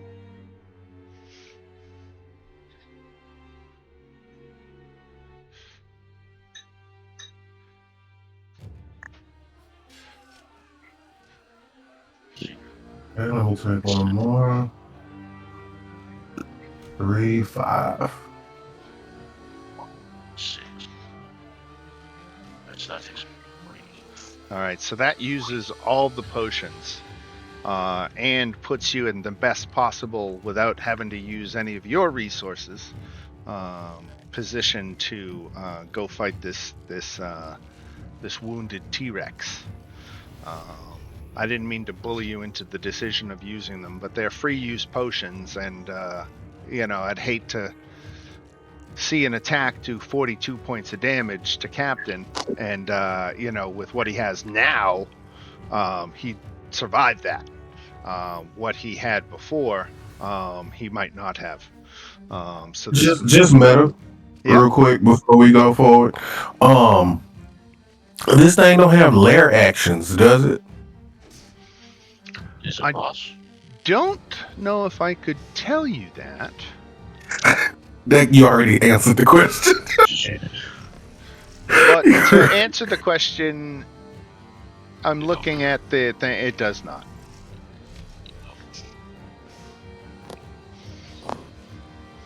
Okay. If you want to make it official, go ahead and make a nature check. Yeah, let's do a nature check. Let's do that. Come on, good roll. Yeah. All right.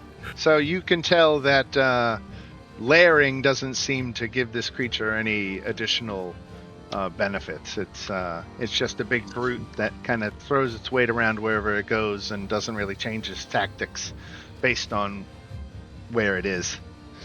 Okay, cool. Layer actions. I'm ready when everybody else ready. Oh, cool. If we're doing this, I'm down. All right, so tracking this animal through the jungle is another skill challenge. We need 6 Even though we're just following blood? Because that's hard to do through the jungle. Huh? Okay, all right, absolutely. So we're going to look for 6 successes before 3 failures. With the failure condition being that it's going to recover some hit points, because you guys waste time tracking it through the jungle.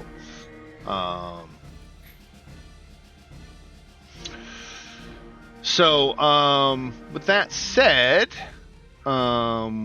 we can roll for initiative again for the skill challenge, and we can start to use the primary skills, which will give you like a DC of 11, are survival, nature, and perception. Secondary skills in this case, which have a tougher DC, would be investigation and animal handling. Of course, creative spell use is always, you're not limited to skills. If you want to leverage a feature, ability, or a spell, you can certainly leverage one of those to even multiple successes at once. If you were to use a spell slot to cast, track wounded animal. Just say, I would count that as 2 successes, because it's so effective, beyond just trying to notice blood in a dense jungle.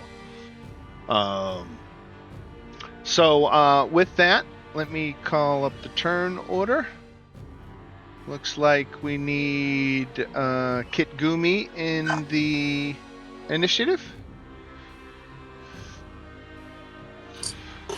All right, and Captain, you get to go first. What skill would you like to do to track this Before we wounded start, beast through the jungle? Yeah, Before we start, I'm about to mute myself. I gotta do the handoff to start work. you got it. So I'm gonna just do the perception as soon as I see me pop up on the turn order.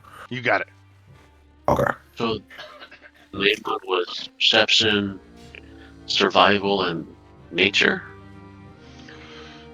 Survival, nature, and perception, right, are the primary skills. Investigation and animal handling are secondary.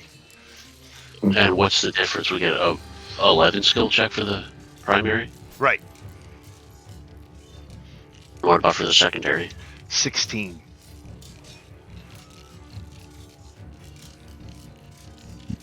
I will do perception, because that's my only positive. All right. Excellent. So with perception, you spot distant signs of passage before the trail disappears. You gain a success. We need 5 more before you get 3 strikes. And we go to Erendor. Okay. Who's not concentrating. Let me take that off. Yep. Using survival to try to find tracks. Yeah, follow footprints, Ooh. broken vegetation, Ouch. blood trails. That's rough. A failure. And he gets healed with each failure? Is that what you said? No. On 3 cumulative failures. Not cumulative. 3 total failures. It would result in that, yeah. Kit Gumi, before 6 successes. If you get 6 successes, you win. Yeah.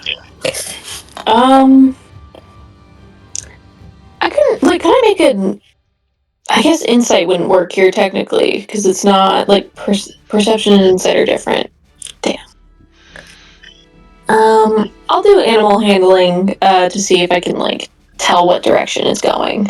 Yeah, for that to put it into what the example says, you're interpreting the behavior of frightened jungled wildlife to determine where the apex predator has gone. Mm-hmm. And that's why it's a little bit more difficult. Yeah. So I'm just gonna, animal handling is really all I've got. I mean, my best skills are more not really for tracking, so. Right. Let me see. Oh, thank God. Ooh, nice. Success. Excellent. Interpreting jungle wildlife has helped you track the predator through the jungle, and we go to Vox. He said he's going to do perception. Right. Perception 18 is a success. Obviously spotting distant signs of passage. And we finish out the round with Captain. Or start a new round with Captain, excuse me. Can I do perception again, or do I have to do something else? You did that last time, right? Yeah. Yeah, so you have to try a different one. Alright, let me try nature.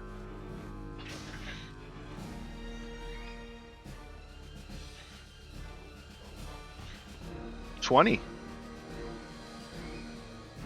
Because disadvantage doesn't apply, right? Yeah, no. Right, alright, there's another success. You are at 4 successes and 1 failure. You are 2 successes away from winning, and 2 failures away from losing. Erendor.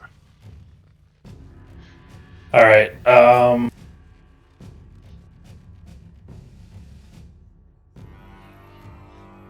used survival last time. I guess I'll try nature. Okay. There we go. Nice, another success. One away from winning the challenge. Kit Gumi. All right. This is not great. I have 0 in nature. Oh, I have +2 in perception, so I guess I'll go with that. I'm also gonna make a perception check. Okay. Hell yeah. Yeah. Nice. All right. Excellent. So you have successfully located the Tyrannosaur's lair before the creature has recovered.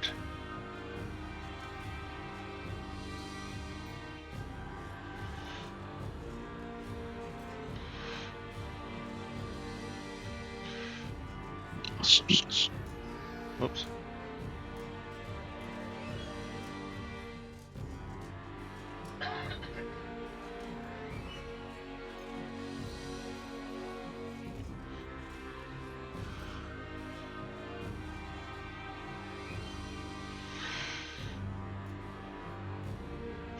The Tyrannosaur has returned to a secluded jungle hollow.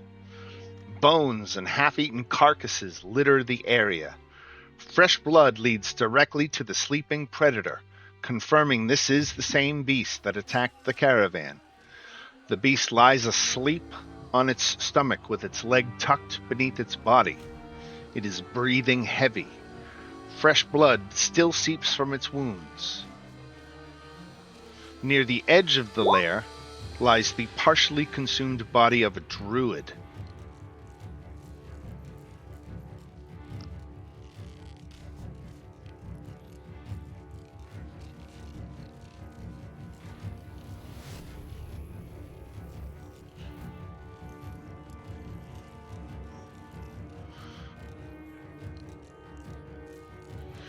How would you like to proceed?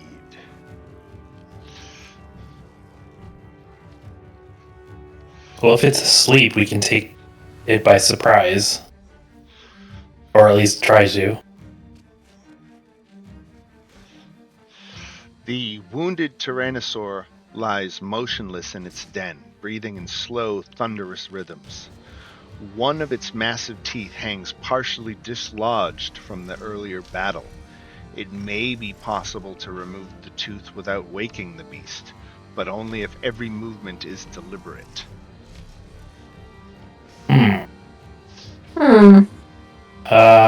Who's the stealthy one? That would be me. Is that you? +5. What about casting invisibility on Goo?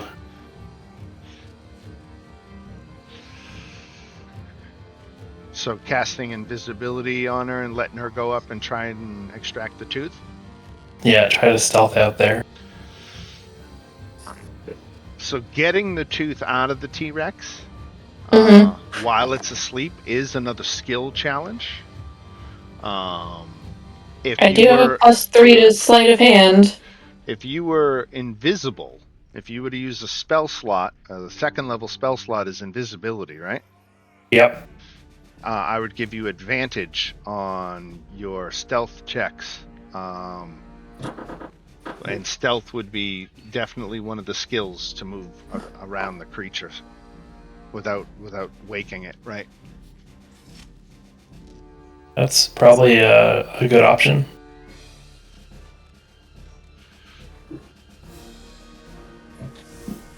Yeah, I'm down for it. Unless we think Mage Hand could do it. I think you would need more force than that. You might be able to use Mage Hand to get... Is that a cantrip, though? Yeah, it is.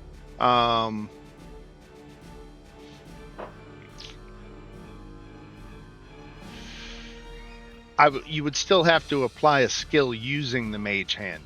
It Yeah. would mean that you could do it from a distance and wouldn't have to be right next to the thing to do it.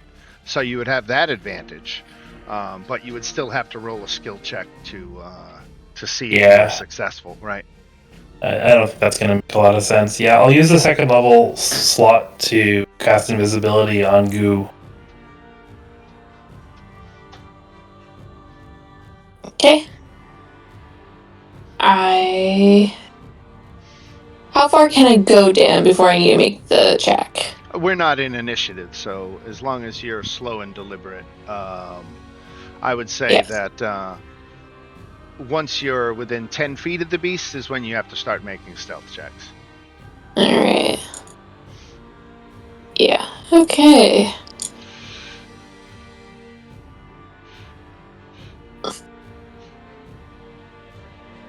Motherfucker! Ooh.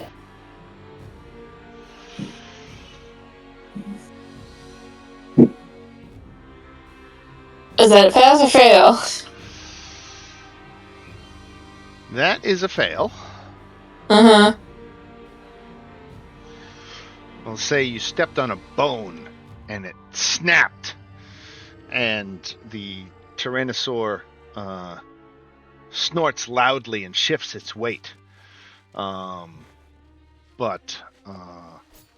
otherwise it stays asleep. Cool, Okay. great. So I'm gonna move up to it and see if I can get the tooth out that's cracked. All right. Do I need to make another stealth check? No, you're good on your stealth. But to remove the tooth itself would be an athletics check. Or Athletics. medicine. Or medicine. Or sleight of hand. Okay, sleight of hand is my best bet here, guys. It's +3. Oh, hold on. I'm sorry. I didn't need to have the advantage on that.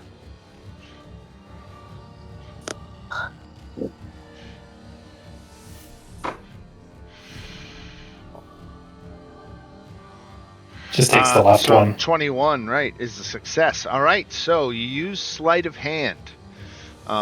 Let's roll for initiative too. Okay.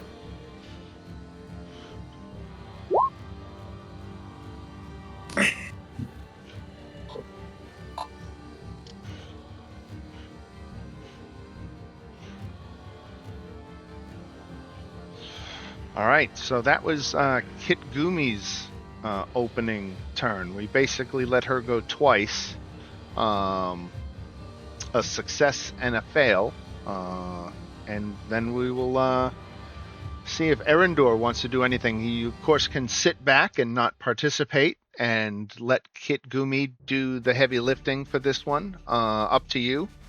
If you think you want to get in there and be helpful. I'm going to ready a Scorching Ray Okay. in case it wakes up and attacks her. Okay. Captain. I am going to run up and help her. No, I got the tooth off. Didn't I?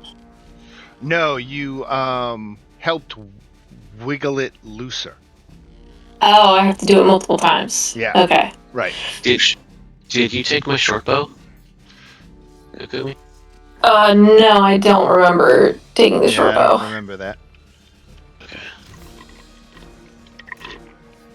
But also, I'm right up in its face, so I'd probably just be running.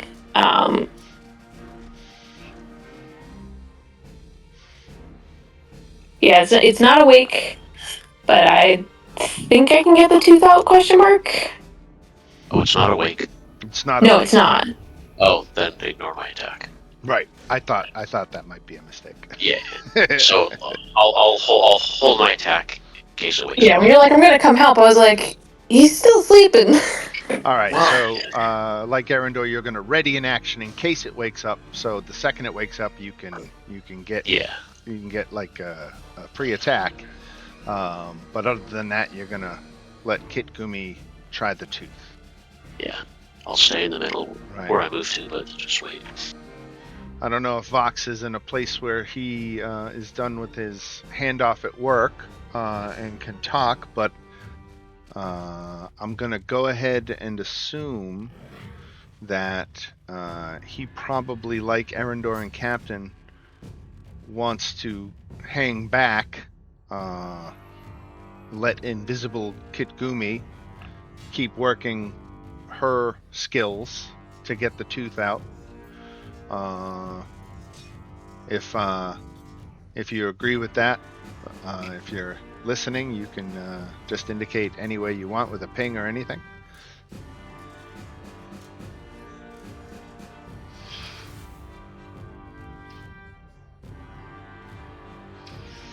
Yeah, his attention might be divided right now. Does that sound plausible to you guys? I can't think of anything he Yeah. could do besides that. Do you think he would move up at all? No, I don't think so. I think he'd hold back with the rest of us. All right. Mhm. All right, Kitgumi, you tried sleight of hand. You can do medicine, nature, or athletics. I will Or do. survival, by reading the creature's breathing and movements to know when it's safest to act. So you got a couple of options. Yeah, I was about to say. I think my top two is medicine and survival because they're my plus twos. I got a 0 with nature, but I've got a +1 with athletics. So I'm gonna do survival to kind of get a sense of like, is this thing gonna wake up? All right. There's a success.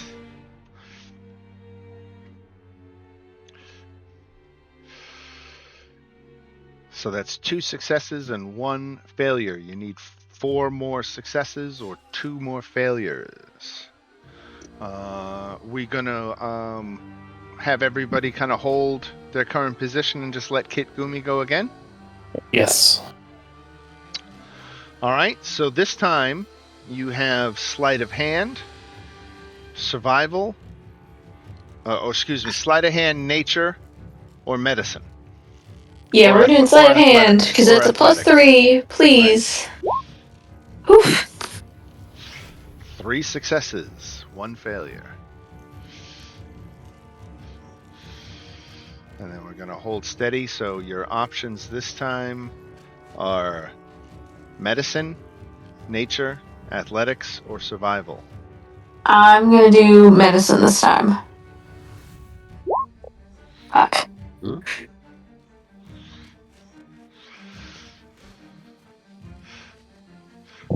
I think we can say that before this, Vox's buff, where Erendor's buff was invisibility, I think Vox's buff would have been guidance, right? Mm-hmm. So roll a d4? It's not going to matter in this case, but just in a general principle, you do have the ability to add a d4 because of guidance. Gotcha. Good to know. So a 10 wouldn't pass. Gotcha. Good to know. Right. Yeah, this is a tough challenge. DC 14. Cool. Okay. So this time around, sleight of hand is back on the table. Yeah, we're going with my sleight of hand. Come on. Oh, thank God. 4 successes and 2 failures. You are 2 successes away from extracting the tooth without having to fight this thing. Mm-hmm. This time, sleight of hand is off the table, so you are left with survival, athletics, nature, and medicine. I'm gonna do another survival check. Ah, shit. Okay. Thank you. So how many failures is it before we start running into issues? This one. The T-Rex's eye snaps open. It unleashes a deafening roar. Roll initiative. Well, you already did, but let's clear it and roll it again.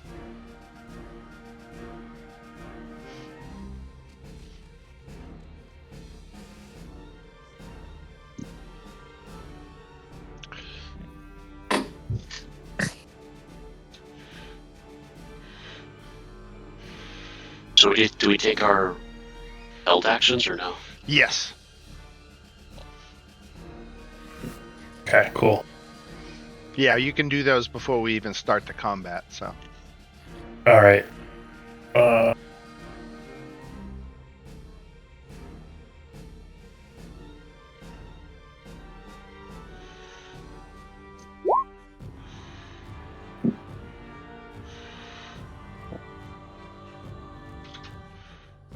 Let's go roll 20. you to know.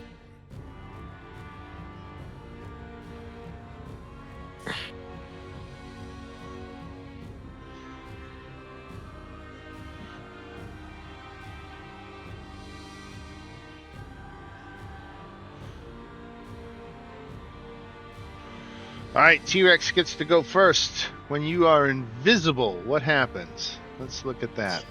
Invisibility. Attack rolls against the creature have disadvantage. That's all it says.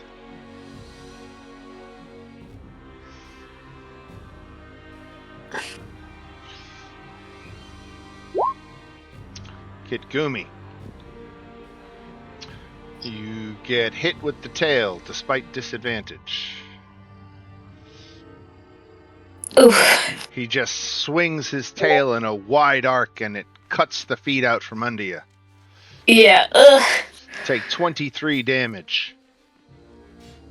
Cool. Yeah, I'm gonna deflect attack just to reduce some of it. Okay. Take 7 damage. Cool. Great. There we go. Finally went. That was my ready action. Excellent. All right. So Scorching Ray hit on a 17. What about the other two? It's 3 rays. Oh, it's 3 rays. They all hit. Nice. And you got my short bow. 18, 22 points of damage. Nice. What level spell is that? Level 2. Nice.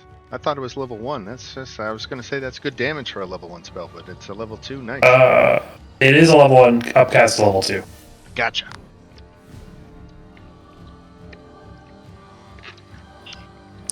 Where was this spell when it was fighting us the first time? God damn it!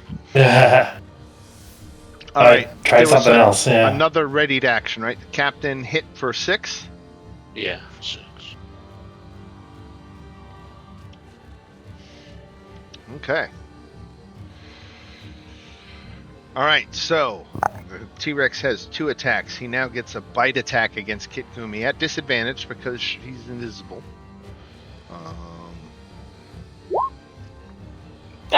And the 23 hits Yeah. for 41 Oof. damage. And you are grappled in its jaws. Is this new round, or I don't have my reaction, right? No, you do not have your reaction. You already used it. Yeah, so 41, I'm dead. Not dead. Well, I mean, I'm down, like... Right. Right.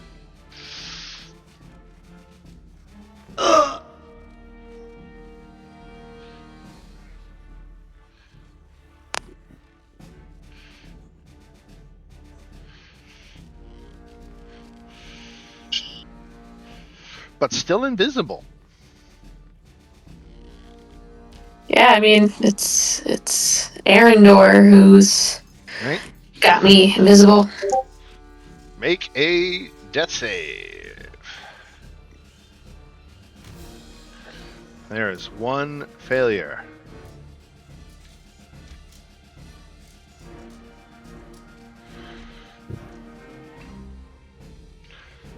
Arendor.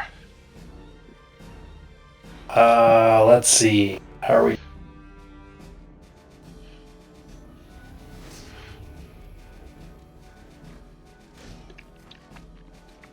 Not ideal. Okay. I'm pretty much out of spell slots, so cantrips it is. This on.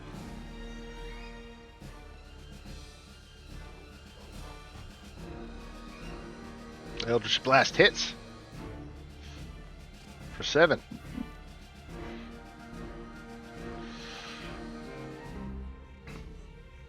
All right. Captain. Let's get it. Yes, sir. So, touch. Oh yeah, 24 hits. For 9 damage. More.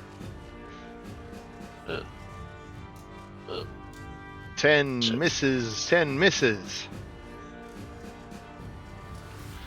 And let's pray to God Vox is back.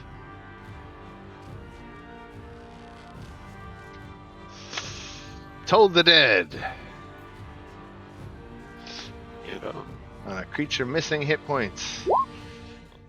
20.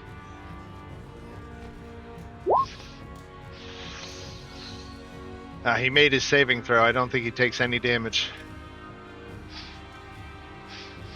He didn't have disadvantage. That was his remnant from his disadvantage for attacking an invisible Kit Gumi.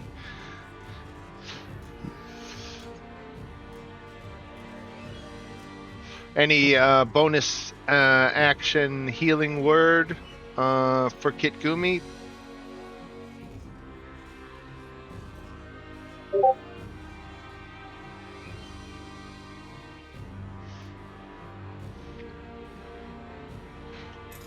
I'm trying to use bonus action healing word. 1 second. You got it.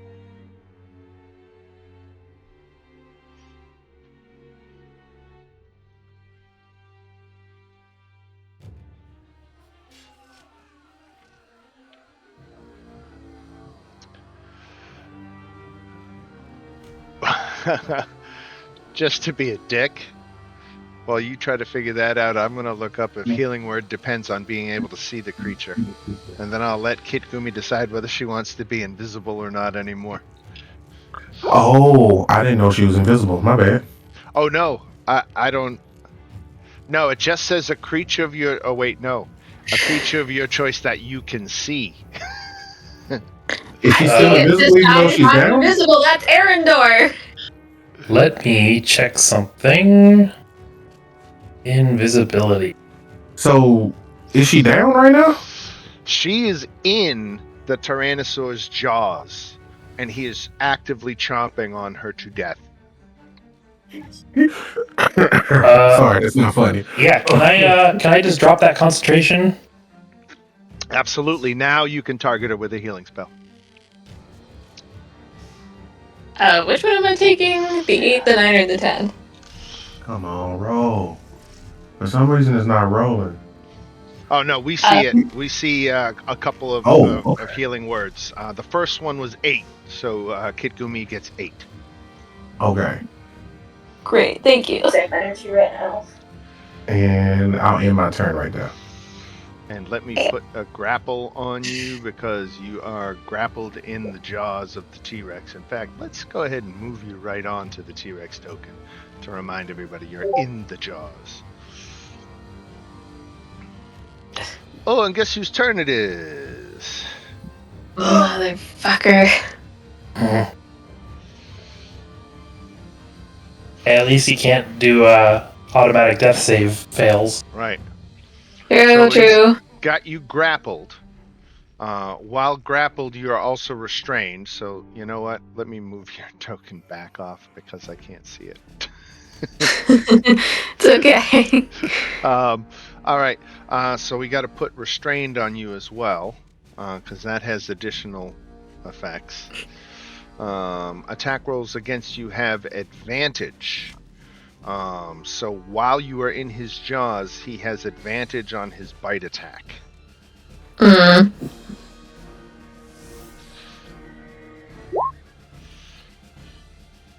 Oh, he misses. Let's just see. Yeah, that actually would have killed me, so... Yeah, that would have been dead, right? Dead, yeah, because Negative I 32? only have... Yep. Yeah, because I only have 32. Right. So dodged a bullet on that one. Mm-hmm. Now he's still got a tail attack. He's going to launch that at Captain. 26 in this case. Hits for 15 bludgeoning damage, and you're knocked prone. Additional damage. Okay.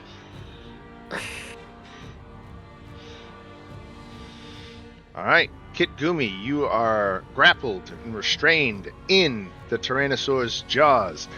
To escape those jaws is an acrobatics or athletics DC 17. Yeah. I mean, and that would be my action to do That would be that. your action to do that. How many? Oh god, I really wish I knew how many hit points this thing had. Wouldn't you? Yeah. Because I'm like, if I hit it hard enough, because I still have one focus point, I can hit it 3 times, and then, you know, if that's stacked up and killed it, that would be satisfying. You are in its jaws, and one bite could end your existence. Yeah, I know. But he looks so hurt. Oh, okay, we're not gonna play that game with Kagumi. Kagumi's got some will to live.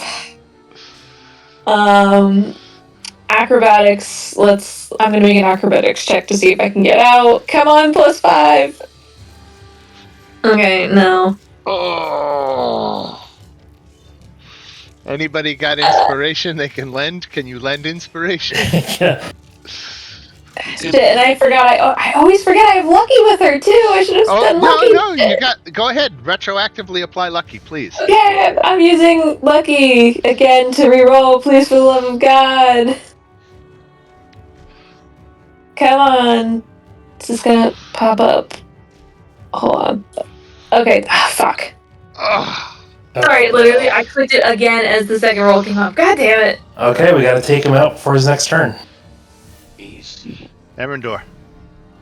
Okay, so I'll I tell just you realized. now he has 24 hit points. Okay. I should have fucking attacked him. God damn it, Dan. Yeah. So apparently I can cast. I have Magic Initiate. That I can actually cast a level 1 spell slot free cast. Level 1 spell, no slot. So I'm doing that. Alright. So he's getting the Witch Bolt. Please? Yes! Oh! One hand. Oh, thank God. Bam! Thank God for that ability. Right? Oh, what an ending. Wow, that was a good one. That was iffy. Yeah. It was meant to be. It's a T-Rex. You're level 4. Yeah, we're not super high level yet. Right. That's a okay. lot of XP and a lot of gold. And you were only one roll away from... no, you were still 2 successes away from getting the tooth. That was a tough skill challenge, though. And Kit Gumi was doing it by herself. So that's why she suffered the brunt of the attack, unfortunately. Yeah. She was at ground zero when it woke up. But let's see how much XP this is. 2,000 each. Let's see. 2,000 each would be great, yeah. Where's my calculator? There it is. 2,900. Just make it easy. So 575. Let's just call it 600 each. That's pretty good.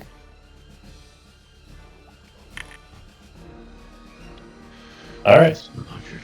And you get the tooth, which, for practicality's sake, let's just go ahead and exchange that for money now. So you each get 400 gold for your share of the tooth. Double my money right there.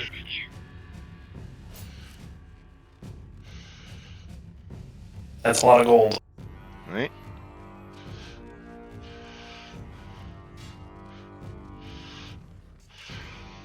Okay, I'll be going shopping. Right? And with that, you return back to the caravan.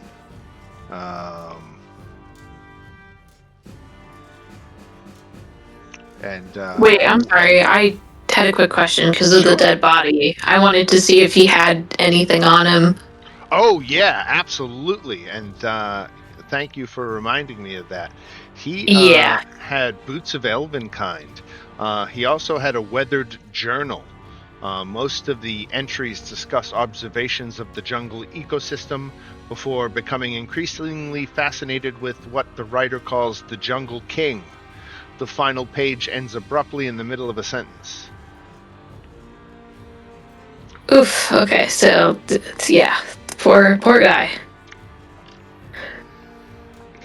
But boots of elven kind. What does Boots are all that yours. do? Let me look that up. Advantage on stealth checks. Oh yeah, I'll be taking them for becoming a chew toy.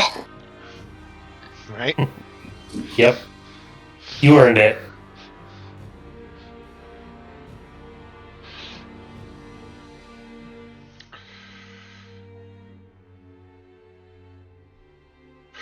As the caravan resumes its journey, the exhausted Stegosaurus remains standing over its nest.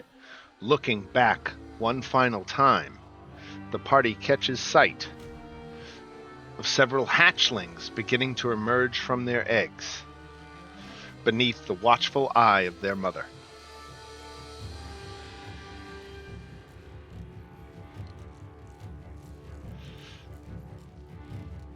Let's say she's all better too. Give her full hit points. Happy mommy. I don't know what she's going to do about the dead body of their father, but that is that. So congratulations on a very tough fight that went as thrilling as I hoped it would be. It was supposed to be potentially lethal. It is a T-Rex. But I did run the numbers on this very carefully and concluded that it was not likely to be a TPK. But it was certainly within the realm of possibility that one or two of you would be killed. And that's why I wanted to give you a skill challenge way out of it. You know, I wanted the gold to be enough to be tempting. I wanted you to be able to enter with, you know, maybe some depleted spell slots, but at full hit points. And your use of buffs on Kit Gumi made a difference too.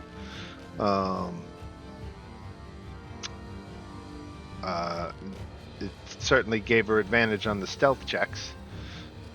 But yeah, that was a fun one. I hope you enjoyed it. That is our 6th adventure. I called that one Tooth and Trade. Did I give you experience points? There was 3 skill challenges. There was the Stampede, the Track the T-Rex, and the Get the Tooth. Unfortunately, you failed Get the Tooth, so you don't get the XP for that one, but I did give you XP for the first 2. I remember that now. We gave you XP for 2 Allosauruses, and for there. What does everybody stand at now, XP wise? Right. 5100. Mm-hmm. And it's what till level 5? 65. Let's go ahead and give you a story bonus of 300 each to bring you up to 65. Or 55, excuse me. 300. 4. This has been a couple adventures at level 4. And I want to make sure that you guys, you know, progressing. I don't want to introduce milestone or anything, but certainly to nudge it along when you complete a story is not out of the question. At 54 or 55. 300 brings us to 54.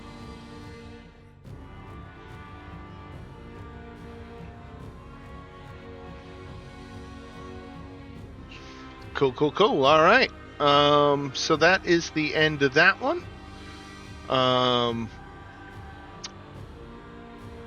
You get back to PPCS headquarters. Kofi has a shipment you return a day later.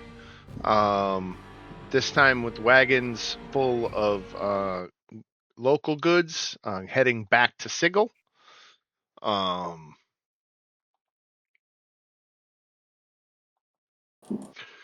And we can prepare for the month to come. Now, I suppose we can end this session here with some magic item shopping if you guys had enough money and wanted to do that. I think you earned 500 gold each just this adventure. So if you had a little bit left over from last week, we're in a position if you want to do shopping now. If you prefer to wait until next Monday, just a couple of days from now, and do it at the beginning of the next session so you can have time to think about it, that's cool too. I'm open to either and or both. Yeah, I'll wait till the beginning of the next one for me. Right on. Yeah, same. We have the plans of what you would like to do. If anything, it's always optional. You don't have to declare something, but if you want to express some way to advance your side interests and or backstory elements or whatever, you are free to kind of tell me now, so I can take those notes and prepare for the next session. I've got a couple of days to do it. I'm gonna see if I can track down that Kender. Yeah. Never thought I'd want to see a Kender, but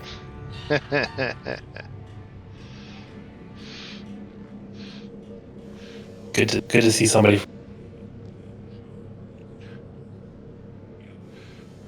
Let me put that note in there. Track down the Kender. All right, anybody else? Yeah, you know what? I think because Kigumi had a basically near-death experience, and just because of her monk background, I think she might go visit, like, the district where there's, like, all the religious sects, and I think, like, she may go visit a temple in her free time and kind of, like, reflect and meditate, which is something she's kind of been neglecting for a while, like... Right on. Kind of maybe do a little soul searching there and kind of be like, yeah, I almost just died. Like, right. Come to Jesus moment, or whatever is the equivalent. Uzi Jesus? I don't know.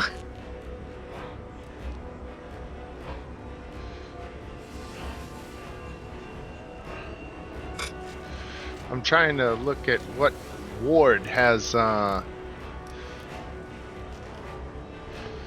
find in sheet temple. Ladies ward. Somewhere in the ladies ward would be apparently where temples are. All right, so Kit Gumi's going to spend some time being spiritual. Temple in ladies ward. Any particular deities, like or alignments or philosophies you are interested in? You see, that's kind of the thing for Kagumi. She's very lost, if that makes sense. Like, Right. There's a lot of options, right? Sorry? There's a lot of options, and it's hard to know what to... Yeah, I think this will be she's kind of putting a message out there and seeing who's willing to hear her. Like, I would say I think her philosophy is she's not, like, so she's chaotic neutral still. Mm-hmm. She's starting to warm up a bit, but I don't think she's necessarily chaotic good yet, so I think she's very, like, how do you make sense of death? Because she hasn't really had to deal with that since her mom disappeared. Right on. So I think she's just looking for sort of like an answer, like death, or like, you know, she's not looking for violence, but she's like, I kind of need to make sense of like death and like what I'm feeling. Well, it's also something that is very particular to the outer planes is that the spirits of mortals from the prime material world um, do go to an afterlife that matches their alignment generally.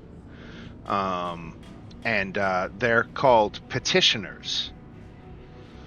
Um, let me see if I can even find. Is there a search feature in the?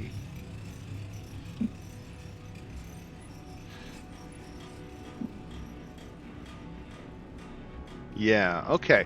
So petitioners are former mortals. They've lived, ceased living, and now exist on the outer planes. They typically inhabit a plane that shares their alignment or realm of a deity they worship. Some, however, become lost and wander the planes or make new homes for themselves elsewhere on the Great Wheel.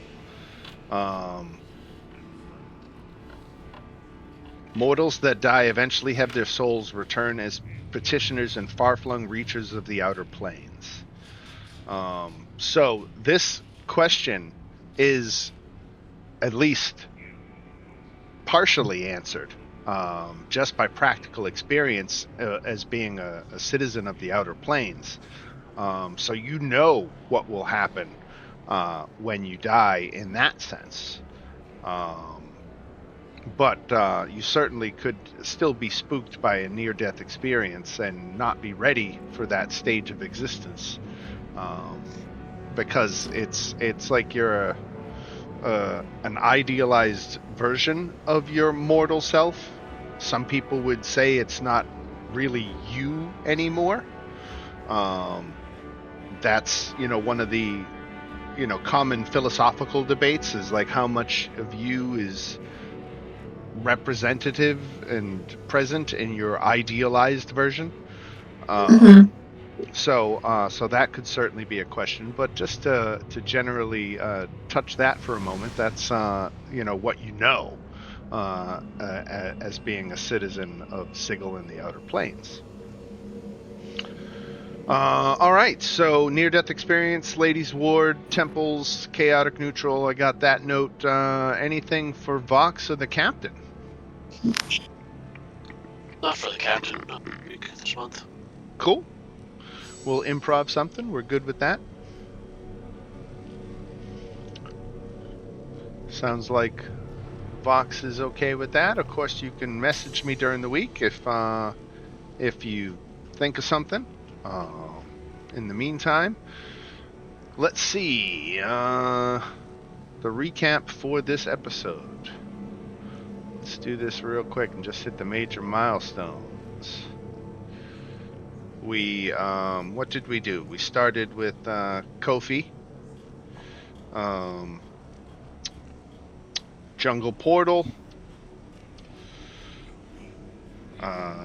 There was the Stampede first, right? Which you successfully navigated. There was the Allosaurus fight, the nest fight, where you killed 2 and drove 2 off. Actually, killed 3 and drove 1 off. But I think the Stegosaurus killed 2 of them. Yeah.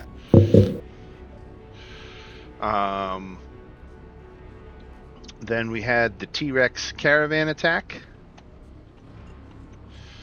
which you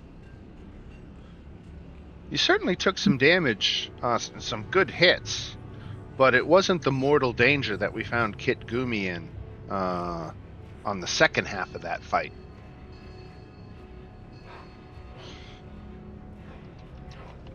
Caravan attack, unsuccessful tooth extraction.